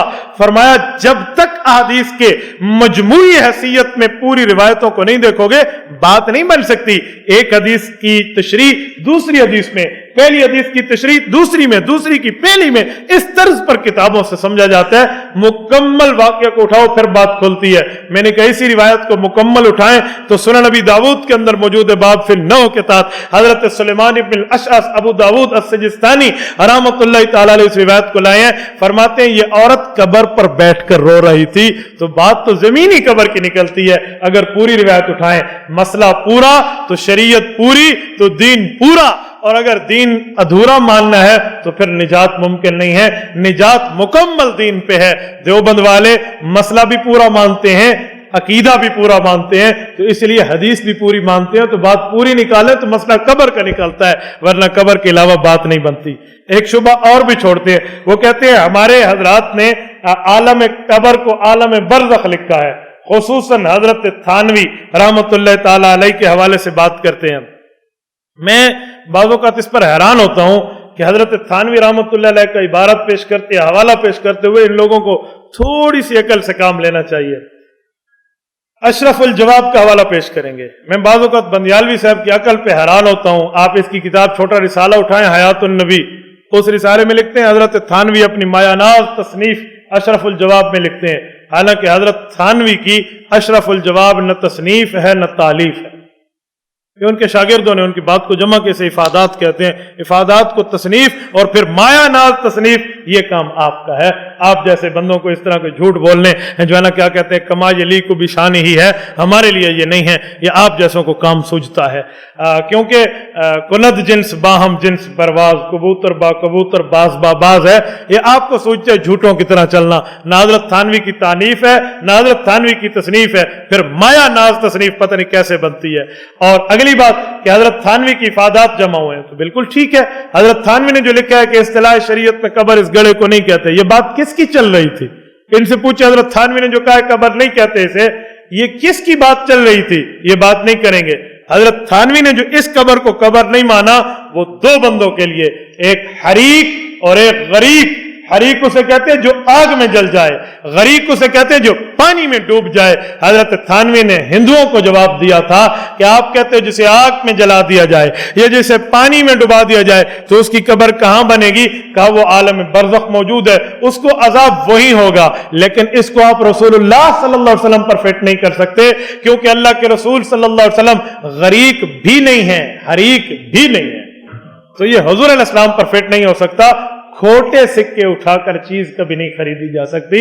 चीज खरीदने के लिए असली सिक्के होना जरूरी है। इस पर मैं एक जुमला आपकी खिदमत में मजीद अर्ज करूं मफहूम बरज़ख शुरू करने से पहले। तवज्जो है आपकी? ये बात जगह खुश्क मजमून है। खुश्क मजमून को समझाने के लिए कोई ना कोई मिसाल साथ देनी पड़ती है, तो मैं इसीलिए आपकी खिदमत में बार बार जो मिसाल समझाता हूं, ताकि ये ना आप खुश्क मजमून में चलें। बात कहीं की थी तो इन्होंने कहां डाल दिया। इस पर एक छोटी सी मिसाल आपको सुनाता हूं ताकि आप ताजा दम हो जाएं, फिर इसको शुरू करते हैं। एक शख्स था, तो उसको दूसरे अपने दोस्त से बोझ हो गया। जिससे बोझ हुआ उस बंदे का नाम था हाजी साहब। तो ये चाहता था मैं उसको गालियां दूं, बकवास करूं, उसके खिलाफ जुबान दराजी करूं। नाम उसका था हाजी। अब हाजी तो हज से मुश्तक है ना, तो हाजी के खिलाफ ये बात कैसे करे? तो इसने एक दिन यूं कलापे मिलाए, सुगरे कुबरे मिलाए और उसके सामने आकर उसे कहता है तेरा नाम है हाजी। हाजी का वजन बनता है चाजी। चाजी को फारसी में कहते हैं कमान को। कमान के ऊपर गाफ लगा दो तो बन जाता है गुमान। गुमान कहते हैं शक को। शक के ऊपर अगर 3 नुक्ते हटाकर गाफ लगा दे तो बन जाता है सग। और सग को फारसी में कहते हैं कुत्ते को, लिहाजा तू कुत्ता है। ठीक है, तो इसने किधर की बात को किधर जाकर मिला दिया। इन्होंने भी वो हिंदू जिसको जला देते हैं, कुंडली में डाल के बहा देते हैं, उसको उठा के नऊजुबिल्लाह कहां पर इन्होंने जाकर फिट कर दिया है। तो कहीं की ईंट कहीं का रोड़ा। जनाब ममाती साहब ने कुंबा जोड़ा, यूं नहीं बन सकता जनाब मोहतरम। इसलिए बात पूरी करनी चाहिए, हकीकत करनी चाहिए। हकीकत छुप नहीं सकती बनावट के उसूलों से, खुशबू आ नहीं सकती कभी कागज के फूलों से। पूरी बात करें ना तो फिर बात बनती है, वरना झूठ बोल इधर उधर करके बात नहीं बनती। अब मैं आपकी खिदमत में समझाने लगा। मैंने कहा मैं मिसाल दूंगा ना तो आपको खुश्क मजमून भी तर मजमून समझ आएगा। वो क्या है? कहते हैं अच्छा चलो ये कब्र है। फिर इस पर सवाल करते हैं कि हमारा सवाल ये है कि हमें जरा बताएं جس کو قبر نہیں ملتی وہ کہاں گیا؟ مثلاً جو بندہ آگ میں جل گیا، یا جس آدمی کو جانور نے کھا لیا، یا جو آدمی پانی میں ڈوب گیا، اس کی قبر کہاں ہے؟ میں اس کا جواب دینے سے پہلے ایک آفر پیش کرتا ہوں. وہ آفر ہے، پیکج ہے، مان لیں تو بہت سستا ہے، وہ بہت آسان ہے. ہم کہتے ہیں ایسا ہے، آپ نے 3 سوال فرمائے ہیں. آگ میں جل گیا اس کی قبر کہاں ہے؟ پانی میں ڈوب گیا اس کی قبر کہاں ہے؟ اور اس کو جو ہے نا جانور نے کھا لیا اس کی قبر کہاں ہے؟ 1 منٹ اس سوال کو تھوڑا سا حوصلے میں رکھیں، صبر میں رکھیں.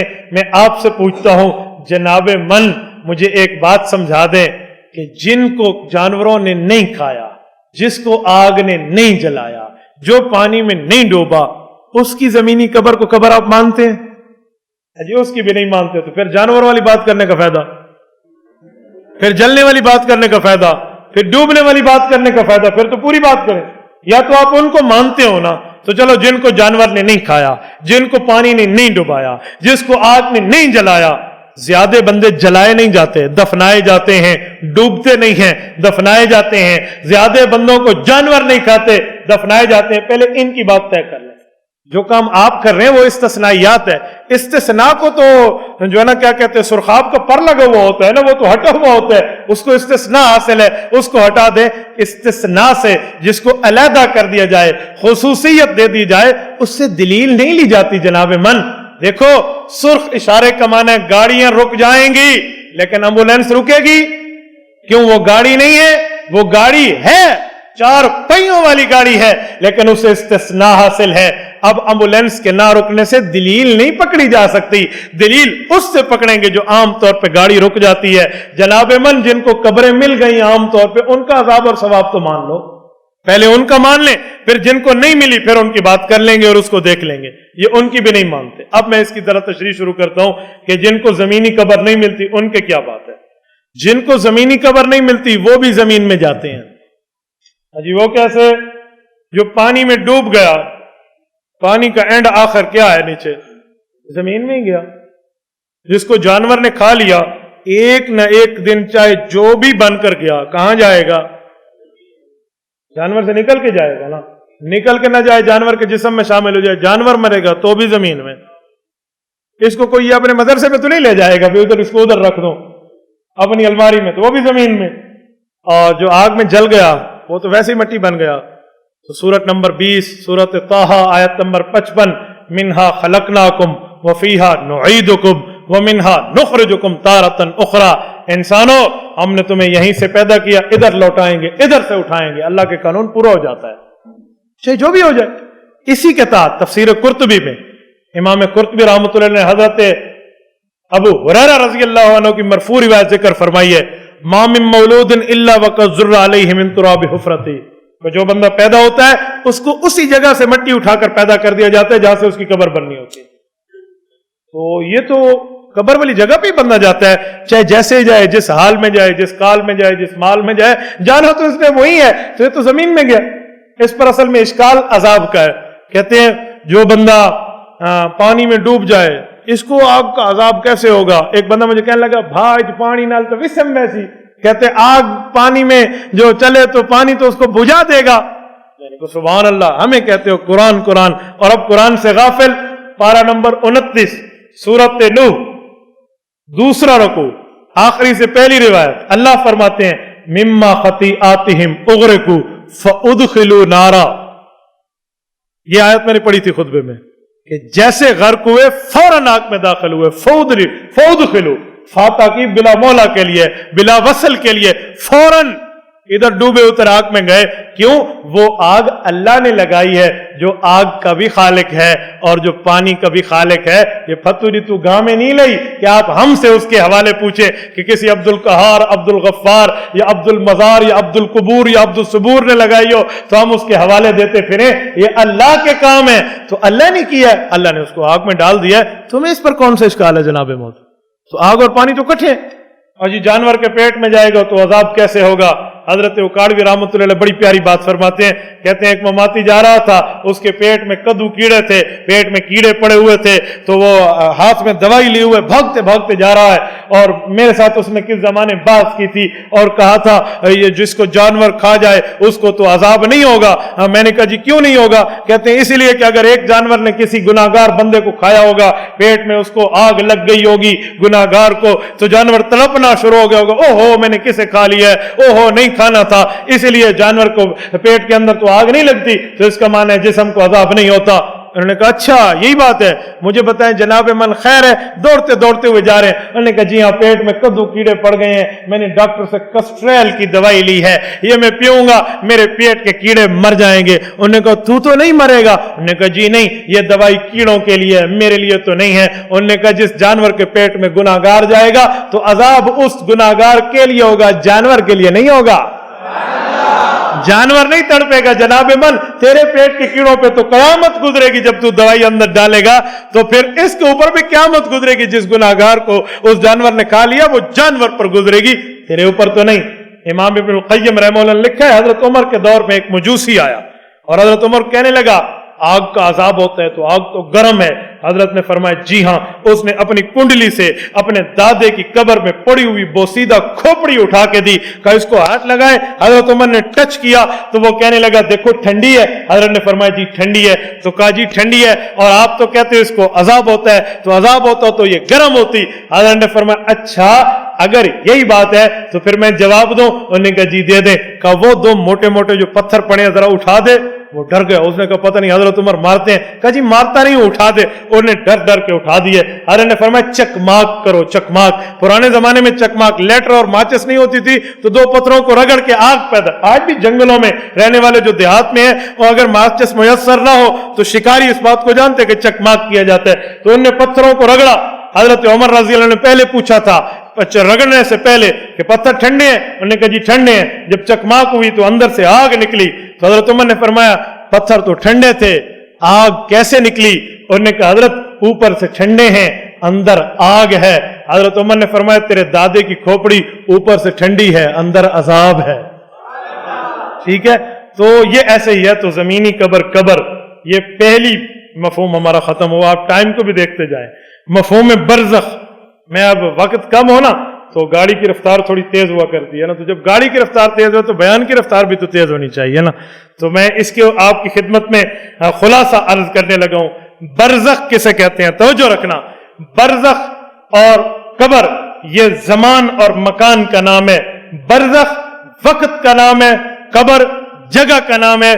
जो इस पर हालात गुजरते हैं उसे बरज़ख कहते हैं। इमाम सयूती की अल-हावी का हवाला सफ़ा नंबर 8 पर मौजूद है, ये हवाला भी देखें। और सफ़ा 7 के ऊपर जो बरज़ख का लुग़वी मफ़हूम जिक्र है, व मिन वराइहिम बरज़खुन इला यौम युबअसून, सूरत मुमिनून आयत नंबर 100, इसमें फरमाया कि मरने वाले के ऊपर हम पर्दे की आड़ डाल देते हैं।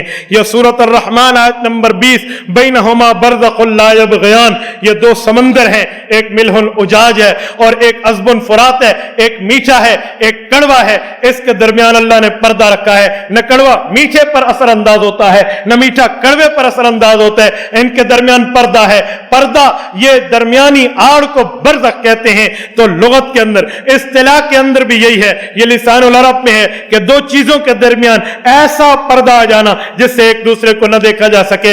ये इस तरह है जैसे कब्र और आखिरत का मसला है और दुनिया का है। ये दरमियानी वक्त कयामत तक के लिए ये बरज़ख है। फिर बरज़ख की 3 किस्में इमाम सयूती रहमतुल्लाह अलैह नकल फरमाई है। अल बरज़ख वाला सलासती अक़साम, मकान व ज़मान व हाल। फरमाते हैं मकान को भी बरज़ख का इतलाक बाज़-औक़ात होता है, ज़मान पर भी होता है, हालात पर भी होता है। मकान से मुराद जगह है, ये कब्र बरज़ख का हिस्सा है। ज़मान से मुराद वक्त है, इस बंदे पर जो हालात गुजर रहे हैं और इस पर जो ज़माना गुजर रहा है। और हाल से मुराद इसकी हालत है कि जन्नती है या जहन्नमी है, अज़ाब है या सवाब है, इक़ाब है या इसको जज़ा मिल रही है। ये जो हालात गुजर रहे हैं इसे भी बरज़ख कहते हैं। अब बरज़ख और जो है ना क्या कहते हैं कब्र में निस्बत, ये क्या है? ये कहते हैं उमूम खुसूस मुतलक की निस्बत है। मौलवी समझेंगे, अवामी मिसाल में और देता हूं, कुल्लु कब्रिन बरज़खुन, ہر قبر برزخ ہے، وبعض البرزخ قبر، اور بعض برزخ یہ قبر ہے، وبعض البرزخ لیس بقبر، اور بعض قبریں برزخ نہیں ہیں۔ مولوی تو جانتے ہیں کہ عموم خصوص مطلق کیا ہے، ایک مکمل دوسرے پر پورا ہے، پہلا دوسرے پر نہ ہے۔ میں عوامی لفظوں میں کہتا ہوں ہر پاکستانی انسان ہے، لیکن ہر انسان پاکستانی نہیں ہے، کسی اور ملک کا بھی ہو سکتا ہے۔ تو یہاں بھی یہی بتایا سمجھایا جا رہا ہے کہ ہر قبر جو بنے گی نا وہ برزخ کا حصہ ہوگا، لیکن ہر برزخ قبر نہیں ہے۔ کیوں؟ یہ زمین میں قبر ہے تو برزخ کا حصہ ہے، کیونکہ کل قبر برزخ ہے، لیکن جہاں برزخ ہوگا وہاں قبر ہونا ضروری نہیں ہے۔ جیسے بینہما برزخ لا یبغیان ہے، اب یہ جو ہے نا دو سمندروں کے درمیان برزخ آ گیا ہے، اب ادھر قبر ہونا ضروری نہیں ہے، کیونکہ بعض برزخ قبر ہے جیسے قبرستان ہے، اور بعض برزخ قبر نہیں ہے جیسے ملح اجاج اور عذب فرات دو دریاؤں کے درمیان ہے۔ قبر اور برزخ کے مفہوم میں تضاد نہیں۔ اس کا کیا مطلب؟ بعض اوقات ہم سے سوال کیا جاتا ہے جناب بتائیں مردہ قبر میں ہے یا مردہ برزخ میں ہے، مردہ قبر میں ہے یا مردہ برزخ میں ہے۔ جو بندے سادے ہوتے ہیں پریشان ہو جاتے ہیں تو اس کا آسان جواب دیا کریں، ایک سوال کیا کریں جواب دیا کریں۔ جواب آپ یوں دیں کہ دیکھو مردہ قبر میں بھی ہے، برزخ میں بھی ہے۔ قبر اس کے لیے ظرف مکان ہے، جگہ کا نام ہے، برزخ اس کے لیے ظرف زمان ہے، وقت کا نام ہے۔ جیسے کہا جاتا ہے ابو بکر گھر میں بھی ہے، دن میں بھی ہے، زید عشاء میں بھی ہے، اور زید جو ہے نا کیا کہتے ہیں مسجد میں بھی ہے، تو مسجد اس کے لیے مکان ہے، عشاء اس کے لیے زمان ہے۔ جیسے میں جمعے کے دن میں بھی ہوں اور جو ہے نا کیا کہتے ہیں سرگودا میں بھی ہوں، سرگودا زمین بنے گی، جمعہ کا دن جیسے آج تو پلو پیر کا دن ہے، یہ پیر کا دن جو ہے ہمارے لیے زمان بنے گا اور سرگودا مکان بنے گا۔ یہ اعتراض نہیں ہو سکتا۔ ایک بندے نے مجھ سے پوچھا مردہ قبر میں ہے یا برزخ میں ہے؟ میں نے کہا تو پنجاب میں ہے یا پاکستان میں ہے؟ جی میں نے کہا اچھا یہ بتا پیر والے دن میں ہے یا پنجاب میں ہے؟ جی میں پیر والے دن میں بھی ہوں پنجاب میں بھی ہوں، تو ایک دونوں ہو سکتے ہیں، یہ ایسا نہیں ہے۔ تو بعض اوقات دو چیزیں ایک اور ایک چیزیں دو یہ سمجھائی جا سکتی ہے۔ تو اس کی عام فہم مثال یہ بھی ہو گیا۔ تو مردہ قبر میں بھی ہے، برزخ میں بھی ہے۔ قبر اس کے لیے جگہ ہے اور برزخ اس کے لیے وقت ہے۔ اب توجہ دیکھو دوسرا ٹاپک کیسے جلدی ختم ہوا۔ حضرت استاد جی فرماتے ہیں 1 گھنٹے کا بیان 5 منٹ میں، 5 کا 1 گھنٹے میں بیان، 5 منٹ کا 1 گھنٹے میں کرنا یہ بہت آسان چیز ہے۔ اعادہ و تعلق کے روح ذرا یہ سمجھیں، اعادہ روح اور تعلق کے روح کسے کہتے ہیں؟ آپ مجھے دیکھیں گے تو شاید میں آپ کو ذرا آسان طرز پر سمجھا پاؤں گا۔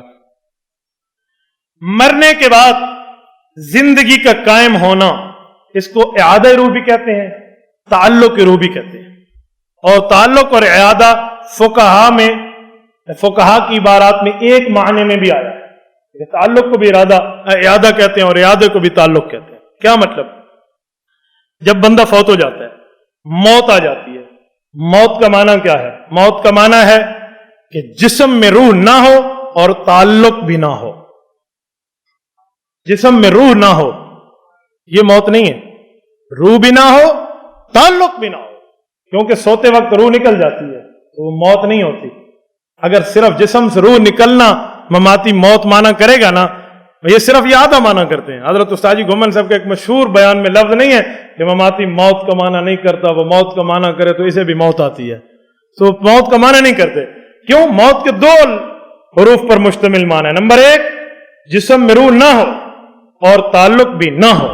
اگر خالی یہ مانا کریں جیسے مماتی کرتے ہیں روح جسم میں نہ ہو موت ہے، تو پھر سورت نمبر 39 سورت زمر آیت نمبر 42 اللہ یتوفی الانفس حین موتها، سونے وقت کے وقت بھی روح نکل جاتی ہے، تو پھر سونے والے کو مردہ کہیں گے۔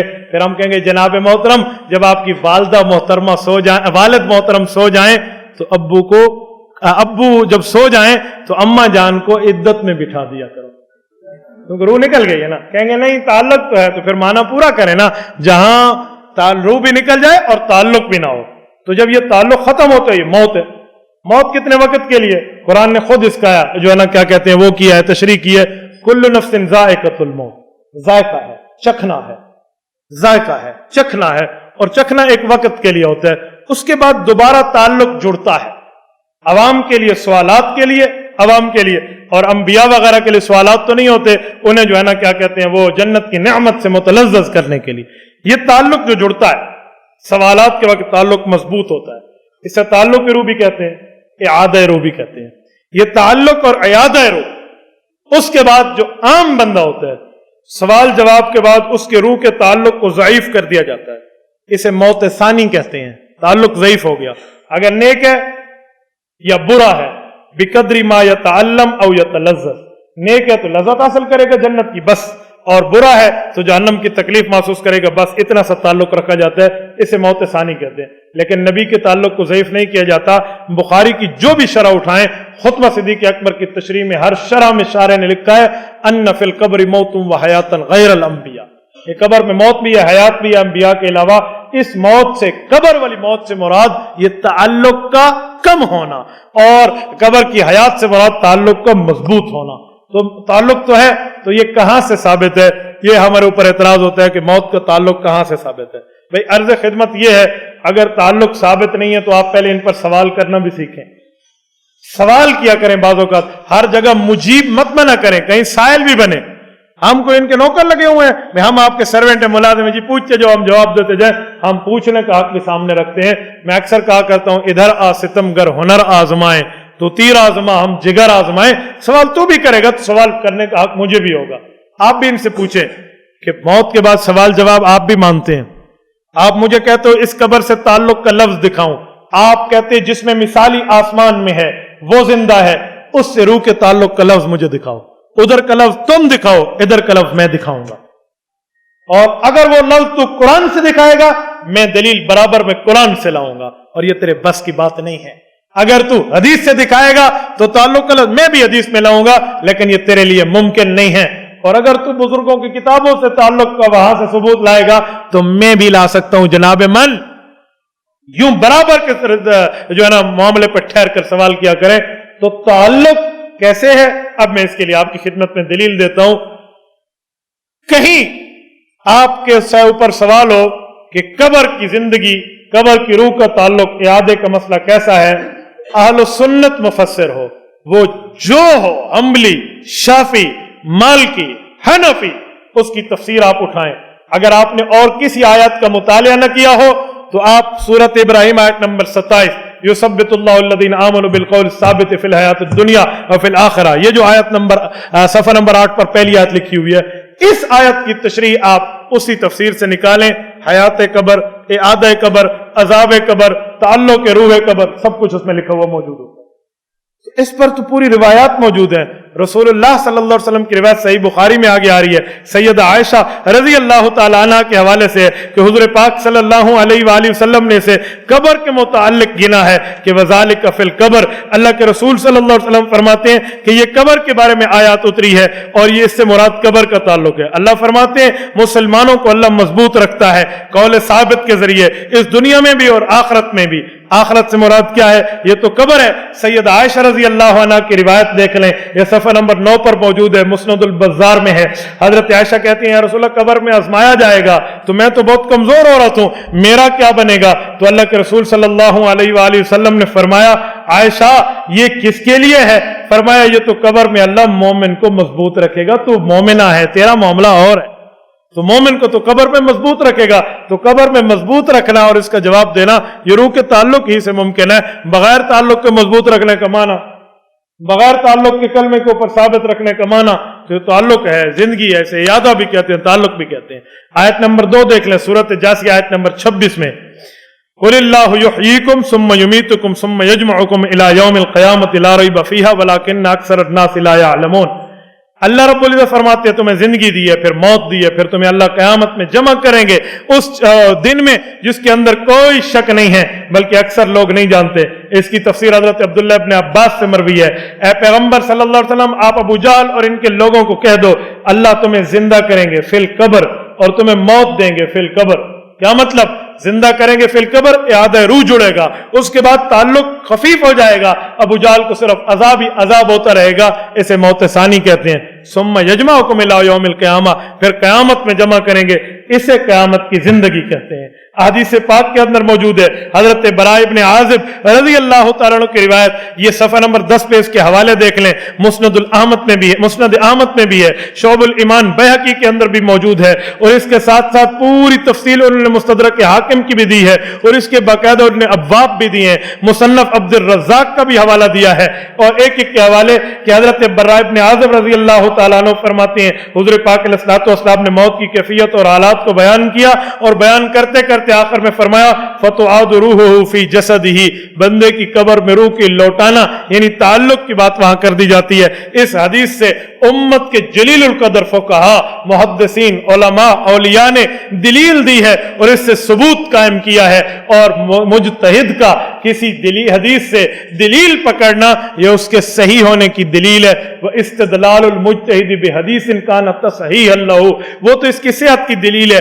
آپ دیکھیں امام بیہقی ہو گئے, ابو نعیم اصفہانی ہو گئے, یا اسی طرح امام حیثمی ہیں, تقی الدین سبکی ہیں, امام حاکم ہیں, ان تمام نے اس روایت سے دلیل بھی پکڑی ہے. تو یہ تو روایت صحیح ہے, اور صحیح ہونے کے اوپر ایک بات اور بھی سمجھیں, وہ کیا ہے؟ اس پر بعض لوگ شبہ پیدا کرتے ہیں کہ اس روایت میں ابو معاویہ الزریر آئے ہوئے ہیں, تو اس روایت کی اس راوی کے اوپر بحث موجود ہے. میں کہتا ہوں بات پوری کیا کرو, ادھوری نہیں کیا کرو. یہ جو روایت کے اندر دلیل موجود ہے, تو روایت میں روایت کے اندر اعتراض موجود ہے ابو معاویہ پر, وہ کون سی روایتیں ہوتی ہیں ذرا یہ بھی بتائیں. تاریخ بغداد میں خطیب بغدادی نے اس پر تصریح کی ہے کہ فی غیر العامش, جو امام اعمش سے مروی نہ ہو وہ روایتیں ضعیف ہوتی ہیں, ورنہ ابو معاویہ کی وہ روایت جو امام اعمش سے مروی ہو تو صحیح ہوتی ہے. تو اس روایت میں تو ابی معاویہ عن الاعمش آیا ہوا ہے, اس کے صحیح ہونے کی دلیل ہے, اس کو آپ غلط نہیں کہہ سکتے. صحیح بخاری کے اندر یہ روایت موجود ہے. یہ اس کا خلاصہ آپ ذرا مجھ سے سن لیں. باب حدیث الغار میں بنی اسرائیل کا معاملہ ہے. والد گناہگار تھا, کہتے ہیں میں فوت ہو جاؤں گا بیٹا, جب میں مر جاؤں تو میری جسم کو جلا دینا, جلا کر راکھ کر دینا, راکھ کو جا کر اڑا دینا, پہاڑوں میں پھینک دینا, دریاؤں میں پھینک دینا. اچھا بیٹوں نے ایسے ہی کیا, باپ کی وصیت تھی. اللہ پاک نے حکم فرمایا پانی واپس کرو اس کی خاک, ہوا واپس کرو اس کی خاک, پہاڑوں اس کی جو راکھ بکھیری گئی تھی واپس کرو. واپس کیا, جمع کیا, کھڑا کیا. لما فعلتا, صحیح بخاری میں. کیوں کیا؟ وہ سادہ آدمی تھا, اس کا ذہن یہ تھا کہ اگر جسم ختم ہو جائے تو عذاب نہیں ملتا. انہوں نے کہا یا اللہ من خشیت, آپ کے ڈر کی وجہ سے. تو سوال بقدر عقل ہوتا ہے نا. فغفر اللہ, حضور نے فرمایا اللہ نے اسے معاف کر دیا. مجھے بتائیں یہ صحیح بخاری کی روایت پڑھ رہا ہوں, کوئی ڈائجسٹ نہیں پڑھ رہا, اخبار جہاں نہیں پڑھ رہا, کسی روزنامے کا حوالہ نہیں پڑھ رہا. اللہ کے رسول کی یہ روایت موجود ہے. اگر جسم کے بغیر خالی عذاب اور ثواب کا تعلق روح سے ہوتا تو پہاڑوں کو کہنے کا کیا مطلب تھا اس کی راکھ واپس کرو, پانی کو کہنے کا کیا مقصد تھا اس کی مٹی واپس کرو, فضاؤں کو کہنے کی کیا ضرورت تھی اس کی خاک واپس کرو. یہ کیوں کہا؟ پتہ چلا روح کی گاڑی بغیر جسم کے نہیں چل سکتی. تو یہاں بھی اللہ رب العزت نے جسم کی بات کی ہے. حدیث نمبر 3, یہ سنن نبی داؤد کی روایت ہے. حضرت عثمان غنی رضی اللہ عنہ فرماتے ہیں کہ جب حضور پاک علیہ السلام دفن میت سے فارغ ہوتے تو حضور فرماتے استغفروا لاخیکم وصلوا له التثبیت فانه الان يسأل. اب ہم اس کی قبر اور دفن سے فارغ ہو گئے ہیں, تم لوگ ایک کام کرو. وہ کام کیا ہے؟ تم اس کے لیے دعا کرو تاکہ اللہ پاک اسے ثابت قدم رکھے, کیونکہ اب اس سے سوال کیا جا رہا ہے. اور آگے علماء اسلام کے حوالے ہیں. امام ابو حنیفہ رحمۃ اللہ علیہ کا الفقہ الاکبر سے حوالہ موجود ہے. مجھے ایک مماتی کہنے لگا الفقہ الاکبر تو امام صاحب کتاب نہیں ہے. میں نے کہا شیخ القرآن مولانا غلام اللہ خان کیسے آدمی تھے؟ جی بہت جید عالم تھے. میں نے کہا ان کی کتاب سوانح شیخ القرآن صفحہ 171 پہ لکھا ہوا ہے. امام ابو حنیفہ نے کتاب لکھی ہے جس کا نام ہے الفقہ الاکبر. ہاں جی انہوں نے تو لکھا تھا. میں نے کہا اچھا جید تھا, جھوٹ بولا تھا؟ جی نہیں سچ بولا تھا. پھر مانو یہ امام ابو حنیفہ کی کتاب ہے, ان کو ان کا ہی حوالہ پیش کیا کرو. کنواں کھودے نا تو اس پر مٹی لگانی ہو تو وہی کنویں کی لگائی جاتی ہے, کسی اور کی نہیں لگائی جاتی. اس کو ہماری زبان میں کہتے ہیں خود مٹی خوہ کو لگ دی ہے. ٹھیک ہے, تو انہی کے اوپر حوالہ مارے نا تو پھر مزہ بھی آتا ہے. تو امام احمد ابن حنبل رحمۃ اللہ علیہ ہو گئے, امام ابو حنیفہ, امام نووی رحمۃ اللہ علیہ, حافظ ابن حجر اسقلانی, امام عینی, ملا علی قاری, امام آلوسی, حافظ ابن القیم, حافظ ابن تیمیہ, امام قرطبی, امام عبدالعزیز فرحاروی, امام تقی الدین سبکی, इन 12 अइम्मा के हवाला जात मौजूद हैं, जिससे यही पता चलता है कि ये इयादा रूह और ताल्लुक और इस कब्र के ताल्लुक और इयादे के कायल है। इन बुजुर्गों ने तो इयादा भी लिखा है, ताल्लुक भी लिखा है। इस पर बड़ी मजे की इबारत है इमाम इब्नुल क़य्यिम रहमतुल्लाह अलैह की। जरा आप वो इबारत देखें ना, सफ़ा 12 पर, उन्होंने बड़े प्यारे अंदाज में लिखा है, फ़क़द कफ़ाना रसूलुल्लाह सल्लल्लाहु अलैहि वसल्लम अमर हाज़िल मसअला व अग़नाना अन अक़वालिन नास हैसु सर्रहा बिइयादति रूह इलैहि। कि मुझे दुनिया के किसी बंदे की इबारत नहीं चाहिए, जब हुजूर ने तशरीफ फरमा दी रूह लौटाई जाती है, हमारे लिए काफी हो गया। ये हमारे लिए बड़ी जबरदस्त हवाले के अंदाज में हजरत इमाम इब्नुल क़य्यिम रहमतुल्लाह अलैह पेश करते हैं। मैं मस्जिद नबवी में था, एक शख्स था और वहां का कोई गैर मुकल्लिफ तो नहीं था, लेकिन इसी किस्म का कोई बंदा था, उसकी शायद वहां कोई हुकूमती ताल्लुकात थे। गलत मसला बताते मैंने पकड़ लिया उसको, आप गलत कह रहे हैं, इयादा रूह तो ऐसा नहीं है। मुझे कहने लगा आप देवबंदी हैं, देवबंदी हनफी तो झूठ बोलते हैं। अब मुझे पता है मैंने देवबंदी की बात की तो इसने देवबंदी देवबंदी कहकर गालियां देना शुरू कर देनी है। तो मैंने कहा आप और हम जिस मुल्क में बैठे हैं यहाँ फ़िक़्ह हम्बली राइज है। इमाम इब्नुल क़य्यिम और इब्न तैमिया को बड़ा माना जाता है। ये इब्न क़य्यिम की किताबुल रूह उठा ले और इब्न तैमिया का मजमूउल फतावा उठा ले, इन उलमा ने भी इयादा माना है। अब बता, इब्न क़य्यिम ने झूठ बोला है, मैं मोबाइल पे तेरे रिकॉर्डिंग करता हूँ, वो शुरता ठहरा है, बताता हूँ, जरा बता तेरा नाम क्या है। अब वो बंदा ऐसे भागा जैसे हजरत उमर के नाम से भागता है या जैसे अजान की आवाज से भागता है, वलहु ज़ुरातुन, ठीक है ना, वलहु ज़ुरातुन का तर्जुमा मौलवियों से पूछ लेना। तो हजरत उमर रज़ी अल्लाह तआला अन्हु की जो है ना आवाज अब बात नहीं करते, क्यों? मैंने कहा हम अहले सुन्नत हैं, अहले सुन्नत सारे भाई हैं, वो हनफी हूं, वो शाफी हूं, वो मालिकी हूं, वो हम्बली हूं, इस भाई का हवाला दे दो, या उस भाई का दे दो, या उसका दे दो, या उसका दे दो, भाइयों को मिरास एक जैसी मिला करती है, तो हम किसी का भी हवाला पेश कर सकते हैं। हम अहले सुन्नत समझते हैं तुम्हारा ताल्लुक इन चारों से नहीं है, खामखा से झूठ बोलने का माना। इमाम अबू हनीफा का कॉल करके पेश करता तो कहते इमाम हनीफा ने ऐसे कहा, वही कॉल तो इमाम अहमद का भी तो मौजूद है ना, आप उसी को आराम से पेश कर दें। हमारे एक दोस्त है, वो उम्रे पे थे, तो गैर मुकल्लिद की उनसे बहस हुई, तो उसकी किस्मत अच्छी कि वो मुझे मिला नहीं था, वरना मैं तो उनकी तलाश में था। मैंने कहा मुझे डिपोर्ट करते हैं कर दें, हम क़यामत में कह लेंगे या रसूल अल्लाह हम दीन के समझाने के लिए इससे बात कर रहे थे। मैंने कहा मुझसे कोई बात करे तो पकड़ के उसको काजी के पास लेकर आएंगे, डिपोर्ट हमें करेगा तो छोड़ेंगे इसको भी नहीं, बात पूरी होनी चाहिए।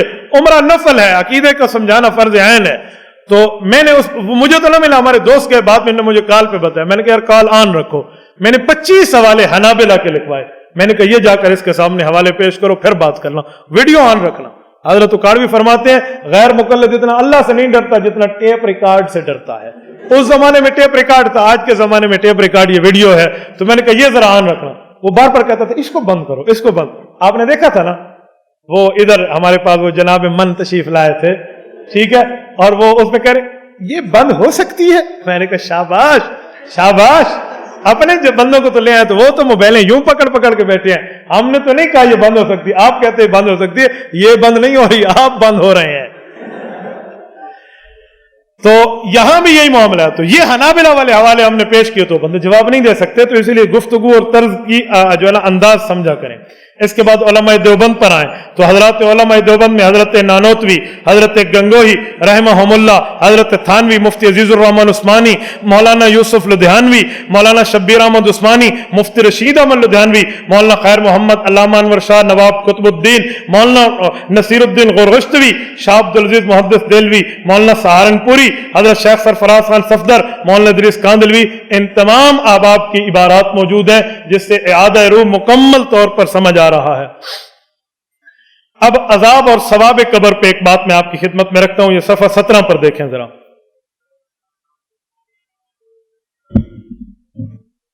वलौ तरा इज़ ज़ालिमून फी गमरातिल मौत वल मलाइकतु बासितू ऐदीहिम अखरिजू अन, ये जरा आयत देखें, इससे इस्तेदलाल क्या हुआ है वो मैं आपकी खिदमत में पेश करता हूं। ये सही बुखारी में है। इमाम बुखारी रहमतुल्लाह ताला अलैह ये रिवायत लाए हैं और ये आयत भी लाए हैं, और इस पर ये बात फरमाते हुए कहते हैं कि ये अजाब कब्र के मुताल्लिक अजाब कब्र के मुताल्लिक आई है कि फरिश्ते इनकी रूह निकालते हैं और इनको जो है ना क्या कहते हैं तकलीफ में रखते हैं। क्या फरमाया? हाजा खिताबुन, ये इमाम इब्नुल क़य्यिम की इबारत सफ़ा 18, हाजा खिताबुन लिमन लहुम इंदल मौत वक़द उख़बिरतिल मलाइका व हुमुस सादिक़ून इन्नहुम हीनइज़िन। ये पूरी इबारत का खुलासा यही है कि मौत के वक्त فرشتے گناہگاروں کو اور کافروں کو جو عذاب دے رہے ہوتے ہیں یہ عذاب قبر ہے، اور قرآن کریم کی اس آیت سے ثابت ہے۔ معارف القرآن جلد نمبر 3 کے اندر صفحہ نمبر 393 پہ مفتی اعظم پاکستان مولانا مفتی محمد شفیع عثمانی نے لغوی طور پر بھی عذاب کا معنی یوں لکھ کر فرمایا، آج مرنے کے ساتھ تم کو ذلت کی سزا دی جائے گی، یعنی جسمانی تکلیف بھی ہوگی اور ذلت روحانی بھی ہوگی۔ تو یہ بھی عذاب قبر پر دلیل ہے۔ امام بدر الدین عینی رحمۃ اللہ علیہ کی عمدۃ القاری میں قلت ھذا من جملۃ العذاب الواقع میں انہوں نے بھی عذاب قبر کو اپنی عبارات سے تسلیم کیا کہ موت کے وقت سے یہ عذاب شروع ہو جاتا ہے۔ ابن حجر اسقلانی کی فتح الباری کا حوالہ بھی آپ کے سامنے ہے۔ آیت نمبر 2 پر آ جائیں، سورۃ توبہ آیت نمبر 101، سنعذبهم مرتين ثم يردون الى عذاب عظیم۔ اس آیت کی شرح میں حضرت عبداللہ ابن عباس کی روایت موجود ہے، یہ تفسیر ابن الکثیر کے اندر موجود ہے۔ وہ فرماتے ہیں اللہ رب العزت نے فرمایا وَمِمَّنْ حَوْلَكُم مِّنَ الْأَعْرَابِ مُنَافِقُونَ، آپ کے ارد گرد منافق رہتے ہیں مدینہ میں۔ وَمِنْ أَهْلِ الْمَدِينَةِ مَرَضُوا عَلَى النِّفَاقِ، مدینہ کے منافق تو بالکل رچے بسے ہوئے ہیں منافقت کے اندر۔ لَا تَعْلَمُهُمْ نَحْنُ نَعْلَمُهُمْ، اے پیغمبر آپ بظاہر ان کو نہیں جانتے، ہم ان خناسوں کو جانتے ہیں۔ یہ کون ہے؟ سَنُعَذِّبُهُمْ مرتين، ہم انہیں ڈبل عذاب دیں گے۔ ثُمَّ يُرَدُّونَ إِلَى عَذَابٍ عَظِيمٍ، پھر ان کو قیامت میں بڑے عذاب پر ہم ان کو بھیج دیں گے، ان کو ڈبل عذاب دیں گے۔ یہ ڈبل عذاب کون سا ہوگا؟ قال ابن عباس فهذا العذاب الاول حين اخرجهم من المسجد والعذاب الثاني عذاب القبر۔ فرمایا جب حضور نے ان کو کم یا منافق کہہ کے کم کہہ کر مسجد سے نکالا تھا، یہ دنیا کا عذاب تھا، اور دوسرا جو عذاب ہے وہ قبر کا ہے۔ تو سنعذبهم مرتين، 2 عذاب ہو گئے۔ جب قیامت آئے گی تو فرمایا ثم يردون الى عذاب عظیم، قیامت والا یہ تیسرا عذاب ہے۔ یہ عبداللہ ابن عباس نے تفسیر ابن کثیر سے میں نے اس کا حوالہ پیش کیا ہے۔ حضرت امام خازن رحمۃ اللہ علیہ کی تفسیر خازن، علامہ علاء الدین علی بن محمد بن ابراہیم البغدادی رحمۃ اللہ علیہ، انہوں نے بھی اس کی تشریح یہی کی ہے۔ وہ کہتے ہیں ان پر تو 3 عذاب آئے تھے، سنعذبهم مرتين، ایک دنیا میں مسجد سے نکالا گیا، دوسرا قبر میں، نمبر 3 آخرت میں۔ تینوں عذاب کو اس آیت کے اندر بیان کر دیا گیا ہے۔ آیت نمبر 3 پر دیکھ لیں، یہ یثبت اللہ کی تفسیر، وہ جو سورۃ ابراہیم آیت نمبر 27، حضرت برا رضی اللہ عنہ صحیح بخاری میں حضرت رسول اللہ صلی اللہ علیہ وسلم کی بات پیش کر رہے ہیں، جو میں نے کہا تھا کہ حضور علیہ السلام نے اس کی تشریح پیش کی ہے۔ فرمایا نزلت فی عذاب القبر، یہ آیت عذاب قبر کے متعلق اتری ہے، اور تفسیر صحابی ہے، اور رسول اللہ صلی اللہ علیہ وسلم کی بات اس کو انہوں نے نقل فرما دیا ہے۔ مفتی محمد شفیع رحمۃ اللہ علیہ کی یہ معارف القرآن کی جلد 5 صفحہ 248 کا حوالہ ہے، انہوں نے تو بہت حادی فرما دی، اور ایسا لفظ لکھا، فرمایا 10 قرآن کریم کی آیات سے اشارتاً اور 70 احادیث متواترہ سے عذاب قبر ثابت، 70 حدیث۔ پھر لفظ لکھا جس میں مسلمان کو شک و شبہ کی گنجائش نہیں ہے۔ ابھی بھی کہیں اکابر ہمارے ساتھ نہیں ہیں۔ ومن اعرض عن ذکری فان له معیشۃ ضنکا ونحشره یوم القیامۃ اعمی، یہ جو حدیث پاک موجود ہے، یہ قرآن کریم کی آیت موجود ہے، سورۃ طٰہٰ آیت نمبر 124، معیشۃ ضنکا، ہم ان کی معیشت کو تنگ کر دیں گے۔ اس تنگ کر دینے سے کیا مراد ہے؟ ابو سعید خدری رضی اللہ عنہ کی روایت موجود ہے، حضور پاک علیہ السلام نے فرمایا مستدرک علی الصحیحین میں، قال عذاب القبر، کا معیشت ضنک، اس کا معنی یہ ہے کہ ان کو عذاب قبر دیا جائے گا۔ ونحشرہ یوم القیامۃ اعمی، اور قیامت کے دن یہ اندھا اٹھایا جائے گا بندہ۔ اور احادیث مبارکہ میں دیکھیں تو حدیث میں حضرت انس رضی اللہ عنہ کی روایت، یہ صفحہ 21 پر دیکھ لیں، یہ صحیح بخاری سے موجود ہے۔ حضرت انس رضی اللہ عنہ فرماتے ہیں حضور پاک علیہ السلام نے فرمایا اذا وضع فی قبرہ، جب بندہ قبر میں رکھ دیا جاتا ہے اور اس کے دوست اس سے ہٹ جاتے ہیں، انہ لا یسمع قرع نعالہم اتاہ ملکان، یہ جوتیوں کی آواز سن رہا ہوتا ہے کہ فرشتے اس کے پاس آ جاتے ہیں۔ ایک مماتی مجھے کہنے لگا یہ سورت اتیان ملائکہ مراد ہے۔ میں نے کہا کیا مطلب؟ کہتے ہیں اس سے فرشتوں کے جلدی آنے کی طرف اشارہ مراد ہے کہ ابھی جوتیوں کی آہٹ آ رہی ہوتی ہے کہ فرشتے اتنے جلدی آ جاتے ہیں۔ میں نے کہا تیرے مطابق تو اس قبر میں نہیں آتے، تو سورت اتیان ملائکہ کیسے ہوا؟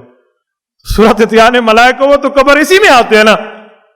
تو اسی لیے آپ کو ذرا تشریح کرنے میں سمجھنا چاہیے کہ آپ بات کرنا کیا چاہ رہے ہیں. تو فرمایا اس کے پاس فرشتے آ جاتے ہیں, اسے اٹھا کر بٹھا دیتے ہیں, اس سے پوچھتے ہیں, اگر وہ صحیح جواب دیتا ہے تو اسے کہا جاتا ہے تیرا جہنم کا ٹھکانہ تھا, اللہ نے تجھے بچا لیا, اب تجھے جنت دی ہے, جنت کا لباس ملتا ہے, جنت کا بچھونا ملتا ہے, جنت کی ہوائیں اس کے پاس آتی ہے. اگر برا ہوتا ہے تو اس کے لیے جہنم کی کھڑکی کھولی جاتی ہے, اس کی گرمی اس کے پاس آ رہی ہوتی ہے, اور اس اللہ تلیت ولا اللہ دریت ولا تلیتا یہ کہہ کر اس کو مارا جاتا ہے. تو یہ بھی عذاب قبر کی طرف اشارہ ہے, اور عذاب اور ثواب قبر کی یہ 6 احادیث آپ کی خدمت میں. اسی پر امت کا اجماع قائم ہے. یہ صفحہ 23 پر دیکھیں تو اجماع امت کے حوالہ جات کی پوری لائن آپ کی خدمت میں 11 حوالوں پر مشتمل موجود ہے, جس میں ایک حوالہ میں آپ کی خدمت میں پڑھ دیتا ہوں. عمدۃ القاری کے اندر ثم المعذب عند اہل السنۃ والجماعہ الجسد بعینہ او ببعضہ بعد اعادۃ الروح الی جسدہ. فرمایا کب عذاب قبر روح اور جسم دونوں کو ہوتا ہے. کیوں؟ غلطی دونوں نے کی ہے, گناہ دونوں نے کیا ہے, تو سزا بھی دونوں بھگتیں گے. نہ اکیلی روح نے گناہ کیا ہے, نہ اکیلے جسم نے گناہ کیا ہے, اس لیے غلطی دونوں نے کی تو گناہ دونوں کا تھا, تو سزا بھی دونوں کو ملے گی. یہ اہل سنت کا نظریہ ہے. اسے امام نووی رحمۃ اللہ علیہ نے, اور اسے امام ابن تیمیہ رحمۃ اللہ علیہ نے, اسے امام ابن القیم نے, امام طحاوی رحمۃ اللہ علیہ نے تفسیر ابن القصیر میں, روح البیان کے اندر, حاشیہ ابن عابدین کے اندر, حافظ ابن حجر مکی کی الفتاوۃ الفقیہ کے اندر, اور ان تمام آباب نے فتاوی حقانیہ وغیرہ ان سب نے اسی کو لکھا ہے. اور تسکین الصدور میں حضرت امام اہل سنت رحمہ اللہ نے بھی اسی کو نقل فرمایا. حکیم الامت حضرت تھانوی کیا امداد الفتاوی میں ہے, تعذیب و تنعیم کی مدرک روح ہے, اصالت نہ جسد مگر طبعاً. فرمایا روح کے طریقے سے جسم کو عذاب ہوتا ہے, کیونکہ دنیا میں جسم آگے ہے, روح چھپی ہوئی ہے, وہاں روح کو آگے رکھا گیا ہے, جسم چھپا ہوا ہے, اور جسم کو روح کے واسطے سے عذاب ہوتا ہے. دنیا میں کسی کو تکلیف دیتے ہیں تو پہلے جسم کو تکلیف دیتے ہیں, پھر روح کو تکلیف آتی ہے, یا اچھائی دیتے ہیں تو پہلے جسم کو اچھا کرتے ہیں, پھر اس کی روح خوش ہوتی ہے. جیسے شربت پیتے ہیں تو شربت کا نام ہوتا ہے روح افزا, حالانکہ ہونا تو چاہیے جسم افزا. روح افزا کیوں کہتے ہیں؟ کہ جسم خوش ہوگا تو روح خوش ہوگی, جسم کے واسطے سے روح پر خوشی پہنچی ہے. ایسے ہی آخرت کا مسئلہ ہے, اللہ اس کی روح کو پہنچا دے, روح تک پہنچے گی تو اس کے جسم تک پہنچے گا. تو یہ اصالتن ہے, طبعاً ہے, نہ کہ اصالتن ہے. حضرت تھانوی نے بھی یہی سمجھایا. مفتی عزیز الرحمن عثمانی ہو گئے, اور علامہ انور شاہ کشمیری, امام ادریس کاندھلوی, مولانا عبداللہ کاکانی, مولانا سلیم اللہ خان رحمہم اللہ, ان سب کی بھی یہی نظریہ ہے. اور ملا علی حضرت علامہ عینی رحمۃ اللہ علیہ کی عمدۃ القاری سے لکھا ہے, من انکر الحیات فی القبر وہم المعتزلہ, جو قبر کی زندگی نہیں مانتا یہ اہل سنت نہیں ہے, یہ معتزلہ ہے. اور خیر الفتاوی میں مولانا خیر محمد جلندری رحمۃ اللہ علیہ کا فتاوی نقل فرمایا کہ جو آدمی عذاب اور راحت فقط روح کی مانتا ہو, جسم کی جسمانی معاملات کا قائل نہ ہو, وہ اہل سنت سے خارج ہے, بدعتی ہے, گمراہ ہے. ایسے کو امام بنانا اور اس کے پیچھے نماز پڑھنا جائز نہیں ہے. وآخر دعوانا ان الحمدللہ رب العالمین. لا إله إلا الله, لا إله إلا الله, لا إله إلا الله, ما لنا رب سوى. لا إله إلا الله, لا إله